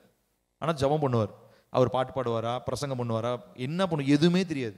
ஆனால் அவர் ஜோம் பண்ணார்னா அந்த அபிஷேகம் வெளிப்படும். நான் சொல்றது புரியுதுங்களா? இப்போ இதுதான் அபிஷேகம் ரொம்ப முக்கியமானது இந்த நடுவில். அதாவது அழைப்பு, அபிஷேகம், வரங்கள். இதுல நிறைய பேர் வரங்கள்ல செயல்படுவாங்க. வரங்கள்ல செயல்படும் போது நம்ம என்ன பண்ணலாம்? கூட்டத்தை கவரலாம். இப்போ நம்ம சொன்ன மாதிரி மியூசிக்லாம் போட்டு பயங்கரமா அது இதெல்லாம் பண்ணலாம். ஆனா அழைப்பு வந்து கூட்டத்தை கவர்றதுக்காக கிடையாது, கூட்டத்தை கவர் பண்றதுக்காக கிடையாது, தேவனுடைய ராஜ்யத்தை கட்டுறதுக்காக. இப்போ நான் என்ன சொல்ல வரேன்னா, இந்த தேவனுடைய ராஜ்யத்தை கட்டுறதுக்காக அபிஷேகம் நமக்கு கொடுக்கப்பட்டிருக்கு இல்லையா? இந்த அபிஷேகம் என்னத்துக்காக கொடுக்கப்பட்டிருக்குன்றதையே புரிஞ்சுக்காம பரிசுத்த ஆவியானவரை நம்ம ஒரு படி மேலே போய் நம்ம அவரை கட்டுப்படுத்த ஆரம்பிச்சிட்டோம்னு சொன்னா அது நம்மளே ஏமாற்றி கொள்ளுகிற ஒரு வேலையா இருக்குது. நம்மளை ஏமாத்திக்கிற ஒரு வேலை, ஒரு அடிமைத்தனமாக அது இருக்கிறது. நிறைய பேர் அந்த மாதிரி நான் பார்த்துருக்கேன். லிட்ரலாகவே நிறைய ஊழியக்காரங்க பரிசுத்த ஆவியானவரை மேனிப்புலேட் பண்ணுவாங்க. தங்களுடைய அந்த வரங்களை பயன்படுத்தி தங்க இருக்கிறதான அபிஷேகத்தை துஷ்பிரயோகம் பண்றது. இதுதான் எக்ஸாக்டான வார்த்தை, அதுதான் துஷ்பிரயோகம். துஷ்பிரயோகம்னா என்னது? தவறா பயன்படுத்துவது. அப்போ கர்த்தர் நமக்கு அதிகாரத்தை கொடுத்திருக்கிறார், கர்த்தர் அபிஷேகத்தை கொடுத்திருக்கிறார். என்னத்துக்காக? ரொம்ப தாழ்மையோட அது தேவனுடைய ராஜ்யத்துல பயன்படுத்துறதுக்காக கொடுத்திருக்கிறார். ஆனா நம்ம என்ன பண்றோம் தெரியுங்களா? அவர்கிட்ட பேரம் பேச ஆரம்பிச்சிடுறோம். ஸோ இவ்விதமா பரிசுத்த ஆவியானவரோடு பேரம் பேசும் பொழுது ஒரு காலகட்டத்தில் பரிசுத்த ஆவியானவர் நம்மளை விட்டு வெளியே போகிறதுக்கும் வாய்ப்பு இருக்குது. வெளியே போயிடுச்சு, பரிசுத்த ஆவியார் வெளியே போயிட்டாருன்னா ஆட்டோமேட்டிக்காக வேற என்ன தான் இருக்கும்? வெளிச்சம் வெளியே போயிடுச்சுன்னா ஆட்டோமேட்டிக்காக அந்த இடத்துல என்ன இருக்குங்க? இருள் தான் இருக்கும், இருட்டு தான் இருக்கும். இருட்டுக்குன்னு தனியாக போய் ஏதாவது கூப்பிடணுமா? இருட்டு வா அப்படின்லாம் கூப்பிடணும். வெளிச்சம் வெளியே போயிடுச்சுன்னா ஆட்டோமேட்டிக்காக என்ன வந்துடும்? இருள் வந்துடும். ஸோ அப்போ இவ்விதமா பரிசுத்த ஆவியானவரிடத்துல நம்ம வந்து அவர் நமக்கு ஒரு சில நேரங்களில் நமக்கு அவர் சொல்லுவார், ஒரு சில நேரங்களில் ரொம்ப கண்டிப்பாக சொல்லுவார், ஒரு சில நேரங்களில் ரொம்ப ரொம்ப கண்டிப்பாக சொல்லுவார். அப்போ அங்கே போய் அவர்கிட்ட நம்ம என்ன பண்ணக்கூடாது தெரியுங்களா? அவர் இடத்துல நம்ம பேரம் பேசக்கூடாது. பரிசுத்த ஆவியான இடத்துல எனக்கு இது வேணாம் ஆண்டவரே, இந்த வழி ஓகேவா, இல்லை இதை நான் செய்யட்டுமா, இது கொஞ்சம் கஷ்டமாக இருக்குது, இதை நான் செய்யட்டுமா அப்படின்னு சொல்லி நம்ம ஒரு நாளும் அவர்கிட்ட என்ன பண்ணக்கூடாதுங்க, பேரம் பேசக்கூடாது. ஒரு காரியத்தை அவர் செய்ய சொன்னா உடனே நம்ம என்ன செய்யணும், செய்யணும். ஏன்னா உங்களால செய்ய முடியும்ன்றனால தான் உங்ககிட்ட சொல்றாரு. உங்களால செய்ய முடியாத காரியத்தை ஒரு நாளும் பரிசுத்த ஆவியானவர் உங்க இடத்துல என்ன பண்ண மாட்டாருங்க, செய்ய சொல்ல மாட்டாரு. ஸோ இவ்விதமா நாம் தேவனாலே ஆளுகை செய்யப்படுகிறவர்களாய் இருக்கிறோம். பரிசுத்த ஆவியானவராலே ஆட்கொள்ளப்படுகிறவர்களாய், பரிசுத்த ஆவியானவராலே நிரப்பப்படுகிறவர்களாக நாம் இருக்கிறோம். ஸோ தேவனுடைய ராஜ்யபாரம், பரிசுத்த ஆவியானுடைய ராஜ்யபாரம் நம்முடைய இருதயத்திலே உண்டாகி கொண்டிருக்கிறது. The rule of the Holy Spirit is in our heart. நம்முடைய இருதயமே ஒரு ராஜ்யமா இருக்குது. ராஜா பரிசுத்த ஆவியானவர் ஆளுகை செய்கிற ஒரு இடம் எது, நம்முடைய இருதயம். ஸோ இவ்விதமா நம்ம புரிந்து கொள்ளும் பொழுது நம்ம என்ன பண்ணுவோம்னா அவருக்கு நம்ம விட்டு கொடுப்போம். நான் இந்த நோட்ஸ் நேற்று நான் ரெடி பண்ணிட்டு இருக்கும்போது எனக்கு ஒரு சின்ன ஒரு யோசனை வந்தது. சிங்காசனம் அப்படின்னு இருக்கா, பைபிள் இருக்கு சிங்காசனம், த்ரோன். இப்போ நம்ம ஊர்ல சிங்காசனமா இருந்தா சிங்காசனத்தில் உட்காரத்துக்கு எலெக்ஷன் வைப்பாங்க, ஆமாவா இல்லையா? இந்த த்ரோன்ல, இந்த சீட்ல யார் உட்கார்றது, சிஎம் சீட்ல யார் உட்கார்றது, அது உட்கார்றதுக்கு என்ன பண்ணணும், எலெக்ஷன் வைப்போம், ஓட்டு போடுவோம். ஆனா திருத்துவத்தில் எலெக்ஷனே கிடையாது. பிதாவாகிய தேவன், குமாரனாகிய தேவன், பரிசுத்தாவியாகிய தேவன், மூவரில் ஒன்றாக இருக்கிறதான தேவன், அவங்களுடைய பொசிஷன்ல மாற்றமே கிடையாது. அவங்களுக்குள்ள எலெக்ஷன் கிடையாது. பிதாவானவர் ரொம்ப நேரம் உட்காண்டார் என்பா, குமாரன் நீ வந்து மேலே உட்காருப்பா அப்படிலாம் சொல்ல போறது இல்லை. இல்லை பரிசுத்தாவியானவர் ரொம்ப நாள் கீழே இருக்கிறார், அவர் மேலே வந்து, இப்படிலாம் எந்த இதுவுமே கிடையாது. அவங்க அழகா என்ன பண்றாங்க, மூவரும் தங்களுடைய வேலைகளை நேர்த்தியாக அவங்க செய்கிறாங்க. பிதாவானவர் ஒரு காரியத்தை செய்கிறாரு, குமாரன் நமக்காக பரிந்து பேசுகிறாரு, ஆவியானவர் நமக்குள்ளாக இருந்து வாக்கு கடங்காத பெருமூச்சுகளோடு வேண்டுதல்களும் விண்ணப்பங்களையும் செய்து கொண்டிருக்காரு. இப்படி அவங்களுக்கு கொடுக்கப்பட்ட டாஸ்க்கை அவங்க அழகாக செய்கிறாங்க. They are not over ruling each other. அவங்களுக்குள்ளாக ஒரு நாளும் ஒருத்தரோட ஒருத்தங்க பெரியவங்க, ஏன் நான் சொல்றது இவங்க செய்யல, இவங்க சொல்றது அவங்க செய்யலன்னு அவங்களுக்குள்ள இன்னைக்கு அது பிரச்சனை வந்துச்சா? வந்ததே இல்லை, வந்திருக்காது, இனிமேவும் வராது. ஏன்னா அது அவங்களுடைய சுபாவம் கிடையாது. ஆனா நம்மளுடைய சுபாவம் எப்படி தெரியுமா? ஆவியானவருக்கு இடம் கொடுத்துட்டோம்னா கொஞ்ச நாள் ஆவியானவர் சத்தத்தைப்படி கேட்டோம்னு வச்சுக்கோங்களேன், நமக்குள்ள ஒரு திருப்தி வந்து, அப்பாடா இவ்வளோ நாள் ஆண்டவர் சொல்லி செஞ்சாச்சு, இனிமே என்ன பண்ணுவோம், நம்ம யோசனையின்படி கொஞ்சம் செஞ்சு பார்ப்போம். அப்ப நம்ம யோசனையின்படி செஞ்சு பார்ப்போம்னு ஒரு யோசனை வருது பார்த்தீங்களா? அந்த யோசனை தான் நம்முடைய வீழ்ச்சியினுடைய ஆரம்பமாக இருக்கிறது. அப்ப எப்பயுமே நம்முடைய இருதயத்தின்ற சிங்காசனத்துல எலெக்ஷன் வச்சு ஆள் மாத்தி மாத்தி உட்கார்றதுக்குலாம் வாய்ப்பே கிடையாது. இருதயம் என்கிறதான சிங்காசனத்தில் ஆவியானவர் தான் நித்தமும் உட்கார்ந்துருக்கணும். இந்த விஷயத்தை நல்ல தெளிவாக உங்களுடைய சிந்தையில வைத்துக்கொள்ள வேண்டும். அப்போ அவர் என்ன செய்ய விரும்புகிறாரோ அதை தான் நம்ம செய்ய வேண்டும். இப்படி செய்யும் போதுதான் அவர் நமக்குள்ள இருந்து இன்னும் வேண்டிய ஆற்றலையும் இன்னும் வேண்டியதான அபிஷேகத்தையும் என்ன பண்ணுவார் தெரியுங்களா, நமக்குள்ள பெருக்குவார். உதாரணத்துக்கு நான் இன்னும் சொல்றேன், இன்னும் தெளிவா சொல்றேன். நான் கற்றுக்கொண்ட விதத்தில் இப்போ ரீசெண்டாக ஃபியூ months and yearsல நான் கற்றுக்கொண்டது, anointing increases with your level of obedience. அபிஷேகம் நம்முடைய கீழ்ப்படிதனுடைய அளவின்படி என்ன ஆயிட்டு இருக்குங்களா, நம்ம கிட்ட அதிகரிச்சுக்கிட்டே இருக்கும், மல்டிப்ளை ஆகும். எந்த அளவுக்கு நம்ம கீழ்ப்படுகிறோமோ அந்த அளவுக்கு அபிஷேகம் அதிகரிக்கும். ஸோ அபிஷேகத்துக்கு ஆண்டவர் ஒரு எல்லையெல்லாம் வைக்கல, எல்லை கூட வச்சு இவ்வளவுதான் அப்படிலாம் கிடையாது. கர்த்தர் நமக்கு நிறைய அபிஷேகத்தை வச்சிருக்கிறாரு. ஆனா அந்த அளவுக்குள்ள போகணும்னா இங்க சின்ன விஷயத்துல இருந்து நான் கீழ்ப்படிய ஆரம்பிக்க வேண்டியது ரொம்ப ரொம்ப அவசியமாக இருக்கிறது.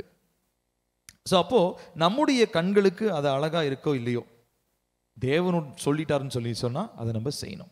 எக்ஸாம்பிளுக்கு இந்த கானா ஒரு கல்யாணத்துல ஒரு சம்பவம் நடந்துச்சு, நம்ம எல்லாருக்கும் தெரியும்.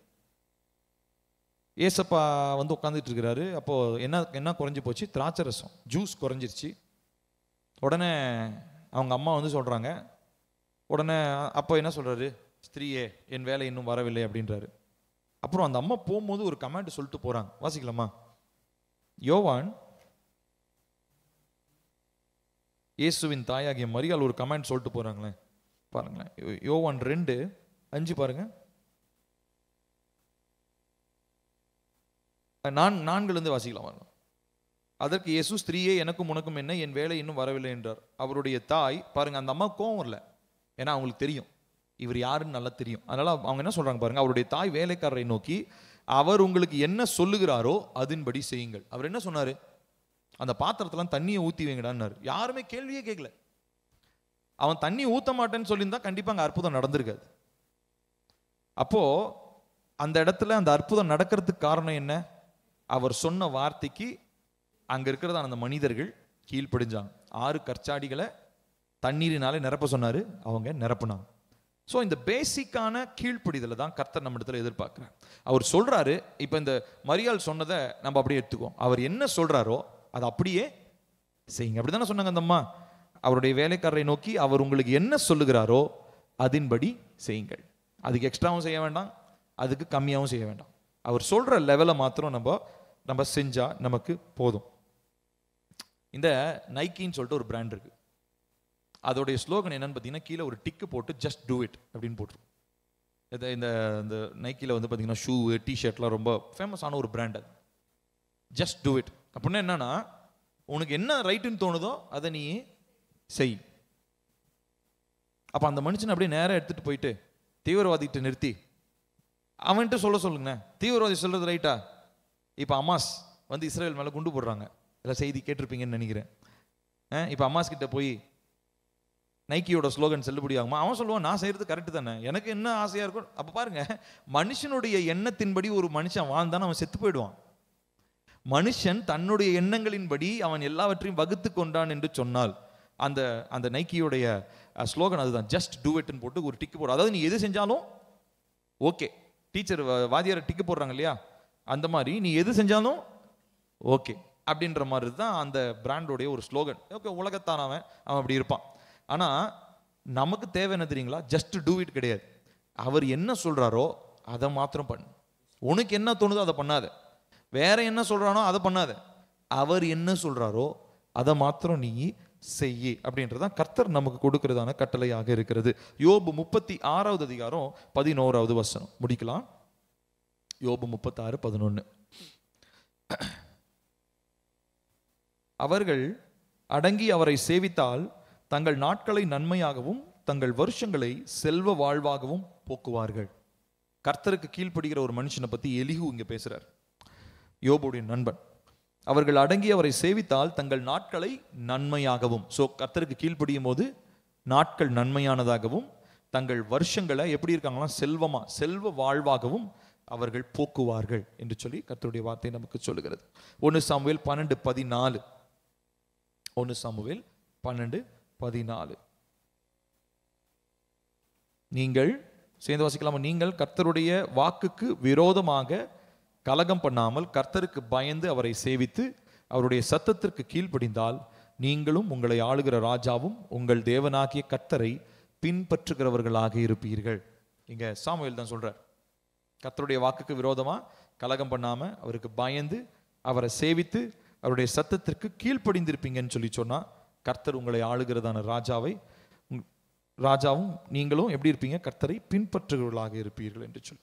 ஆகையினால இந்த நாளிலே பரிசுத்த ஆவியானவரோடு நம்ம என்ன பண்ணக்கூடாதுங்க? பேரம் பேசக்கூடாது. அவர் சொல்றத அப்படியே செஞ்சிடணும். நம்ம எழுந்திருக்கலாமா? எல்லாரும் நம்ம ஜெபிக்க போகிறோம். ஜெபித்து கர்த்தருடைய சமூகத்தில் நம்ம ஒப்பு கொடுத்து நம்ம கேட்க போறோம். கர்த்தாவே, ஆவியானவரை உங்களுக்கு நான் கீழ்ப்படியாத அந்த நேரங்களுக்காக இப்பொழுது நான் மனம் வருந்துகிறேன். என் பின்னாடி இந்த ஜெபத்தை சொல்லுங்க. பிதாவே, உம்முடைய ஆலோசனைக்கு நான் கீழ்ப்படியாத எல்லா நேரங்களுக்காக நான் இயேசுவின் நாமத்தில் மனம் வருந்துகிறேன். உம்முடைய சித்தத்தை நிறைவேற்றாமல் என் சுய சித்தத்தை நான் நிறைவேற்றியதற்காக நான் இயேசுவின் நாமத்தில் மன்றாடுகிறேன். கேட்கலாமா? கர்த்தாவே, உம்முடைய ஆலோசனைக்கு நான் கீழ்ப்படியாத எல்லா நேரங்கள் இருக்குதப்பா. நீங்க எத்தனையோ தடவை ஆவியானவர் என்கிட்ட பேசியிருக்கிறீங்க, ஆனா உங்க வார்த்தைக்கு நான் கீழ்ப்படியலப்பா. என்னை தயவா இப்பொழுது நீங்க மன்னிங்க. இயேசுவின் நாமத்தில் அதுக்காக நான் மன்றாடி கேட்கிறேன்ப்பா. உம்முடைய சித்தத்தை நிறைவேற்றாமல் என் சுய சித்தத்தை நான் நிறைவேற்றிட்டேன்ப்பா. இதனால என்னுடைய வாழ்க்கையில ஆவியானவரை குறித்ததான ஒரு உணர்வே இல்லாம ஒரு தெளிவே இல்லாம போயிட்டேன்ப்பா. ஆகையினாலே கர்த்தர் என்னை தயவாய் மன்னிப்பீராக என்று சொல்லி நான் கேட்கிறேன். கேட்கலாமா? எல்லாரும் வாயை திறந்து கேட்கலாமா? கர்த்தர் என்னை தயவாய் மன்னிங்க, கர்த்தர் என்னை தயவாய் மன்னிங்க. உங்களுடைய வார்த்தைக்கு நான் கீழ்ப்படியாமல் இருந்ததுனால என்னை கர்த்தர் தயவாய் மன்னிங்க ஆண்டவரே. இனிமேல் என்னுடைய சித்தம் அல்லப்பா, உம்முடைய சித்தம் நிறைவேறும்படியாக நான் ஜெபிக்கிறேன். உம்முடைய சித்தம் நிறைவேறும்படியாக நான் ஜெபிக்கிறேன். கேட்கலாமா? எல்லாரும் வாயை திறந்து கேளுங்க. கர்த்தாவே, உம்முடைய சித்தம் நிறைவேறும்படியாக நான் ஜெபிக்கிறேன். சொல்லுங்க எல்லாரும் வாயை திறந்து. கர்த்தாவே, உம்முடைய வார்த்தையை நான் மீறி அப்பா என்னுடைய விருப்பத்தின்படி நான் நடந்ததற்காக நான் மனம் வருந்துகிறேன் ராஜா. உம்முடைய சித்தம் நிறைவேறுவதாக, உம்முடைய சித்தம் நிறைவேறுவதாக. அடுத்ததாக சொல்லுவோம். பரிசுத்த பிதாவே, என் வாழ்க்கையில் நீர் எப்படிப்பட்ட ஆளுகையை செய்கிறீர் என்கிற புரிந்து கொள்ளுதலை நான் இயேசுவின் நாமத்தில் பெற்றுக்கொள்ள எனக்கு கிருபை தாரும். கேட்கலாமா? கர்த்தாவே, நீங்க என் வாழ்க்கையில எப்படி கிரியை செய்யறீங்கன்றதை நான் புரிஞ்சுக்கணும் ஆண்டவரே. ஒரு சில நேரங்களில் ஒருவேளை அது புரியாததை போல இருக்கலாம். ஆனா ஆவியானவர் நிச்சயமா எனக்கு எல்லா காரியங்களையும் தெளிவுபடுத்த போதுமானவரா இருக்கிறீங்க. ஆகையினாலே நான் குழப்பத்தோடு உங்க வார்த்தைக்கு நான் கீழ்ப்படிய போறதில்லை. நான் தெளிவோடு உங்க வார்த்தைக்கு நான் கீழ்ப்படிவேன். காரணம், எங்களை நடத்துகிறதான ஆவியானவர் நீர் குழப்பத்தின் தேவன் அல்ல, நீர் தெளிவின் தேவன். எங்களுக்கு தெளிவை ஏற்படுத்துகிறதான ஆவியானவர். ஆகையினால இந்த நாளிலே அப்பா, எங்களுடைய வாழ்க்கையில நீங்க எங்களை எப்படி நடத்துகிறீங்க, அந்த காரியங்கள் எல்லாம் நாங்க கிரகிக்கக்கூடிய காரியங்களாக, புரிந்து கொள்ளக்கூடிய காரியங்களாக, நீங்க சொல்ற அந்த வார்த்தைகளை நாங்க அண்டர்ஸ்டாண்ட் பண்றதுக்கு, புரிந்து கொள்றதுக்கு ஆண்டவரே எங்களுக்கு வேண்டியதான அந்த அந்த அந்த கிருபை எங்களுக்கு தரும்படியாக இயேசுவின் நாமத்தில் ஜெபிக்கிறோம். அடுத்ததாக சொல்லுவோம். பரலோக தேவனே, நீர் என்னுடைய வாழ்க்கையில் செய்கிற உம்முடைய எல்லா செயல்களும் என் நன்மை காணவை என்று நான் புரிந்து கொள்ள எனக்கு ஞானத்தையும் அறிவையும் இயேசுவின் நாமத்தில் தாரும். சொல்லலாமா? கர்த்தாவே, என்னுடைய வாழ்க்கையில் நீங்க செய்கிற எல்லா காரியங்களும் எல்லா செயல்களும் நன்மை காணவை என்பதை நான் புரிந்து கொள்ள எனக்கு உதவி செய்யுங்கப்பா. நீங்க எதை செஞ்சாலும் நன்மைக்கு ஏதுவாதான் செய்வீங்கப்பா. நீங்க எதை செஞ்சாலும் நன்மைக்கு ஏதுவாதான் செய்வீங்கப்பா. எனக்கு அந்த புரிந்து கொள்ளுதலை தாங்க. ஒரு நாளும் அப்பா உங்களுடைய சித்தத்தை விட்டு நான் தூரம் போயிடக்கூடாது ஆண்டவரே. ஹல்லேலூயா, ஹல்லேலூயா. அடுத்ததாக சொல்லுவோம். அன்பின் தேவனே, நீர் என் வாழ்க்கையில் செய்கிற காரியங்கள் எனக்கு கசப்பானதா இருந்தாலும் இனிமையா இருந்தாலும் நான் அதை புரிந்து கொள்ளுதலோடு ஏற்றுக்கொள்ள எனக்கு வேண்டிய கிருபையை இயேசுவின் நாமத்தில் தாரும். சொல்லுங்க. அப்பா, நீங்க என்னை நடத்தி வரும்பொழுது அது கசப்பான பாதையாகவும் இருக்கலாம், இனிமையான பாதையாகவும் இருக்கலாம். ஆனா அதை நான் ஏற்றுக்கொள்ளுகிறதான ஒரு இருதயத்தை எனக்கு தாங்க ஆண்டவரே. ஒரு நாளும் நான் வெறுமனே இனிமையானதை மாத்திரம் விரும்புறவனா இருக்கக்கூடாது. கசப்பு நீங்க என் வாழ்க்கையில அனுமதிக்கும் பொழுது அது நிமித்தமா என் வாழ்க்கையில நீங்க எத்தனையோ மாற்றங்களை செய்றீங்க, எத்தனையோ காரியங்களை கற்றுக் கொடுக்குறீங்க, எவ்வளோ ஒரு முதிர்ச்சியை எங்களுக்கு டீச் பண்றீங்க. ஆகையினால் இப்பொழுது நாங்கள் ஜெபிக்கிறோம். கர்த்தாவே, எங்களுடைய வாழ்க்கையில நீர் செய்கிற காரியங்கள் அப்பா என்ன காரியங்கள் செய்கிறீங்கன்றதை நாங்கள் புரிஞ்சுக்கொள்ள எங்களுக்கு வேண்டிய கிருபையை நீங்க தாங்கப்பா. ஹல்லேலூயா, ஹல்லேலூயா. கேட்கலாமா? கர்த்தாவே, எங்க மேல கிருபையா இருங்க. அப்ப உங்க வார்த்தைக்கு கீழ்ப்படிய வேண்டிய கிருபையை தாங்கன்னு சொல்லி எல்லாரும் வாயை திறந்து கேளுங்களேன். வாயை திறந்து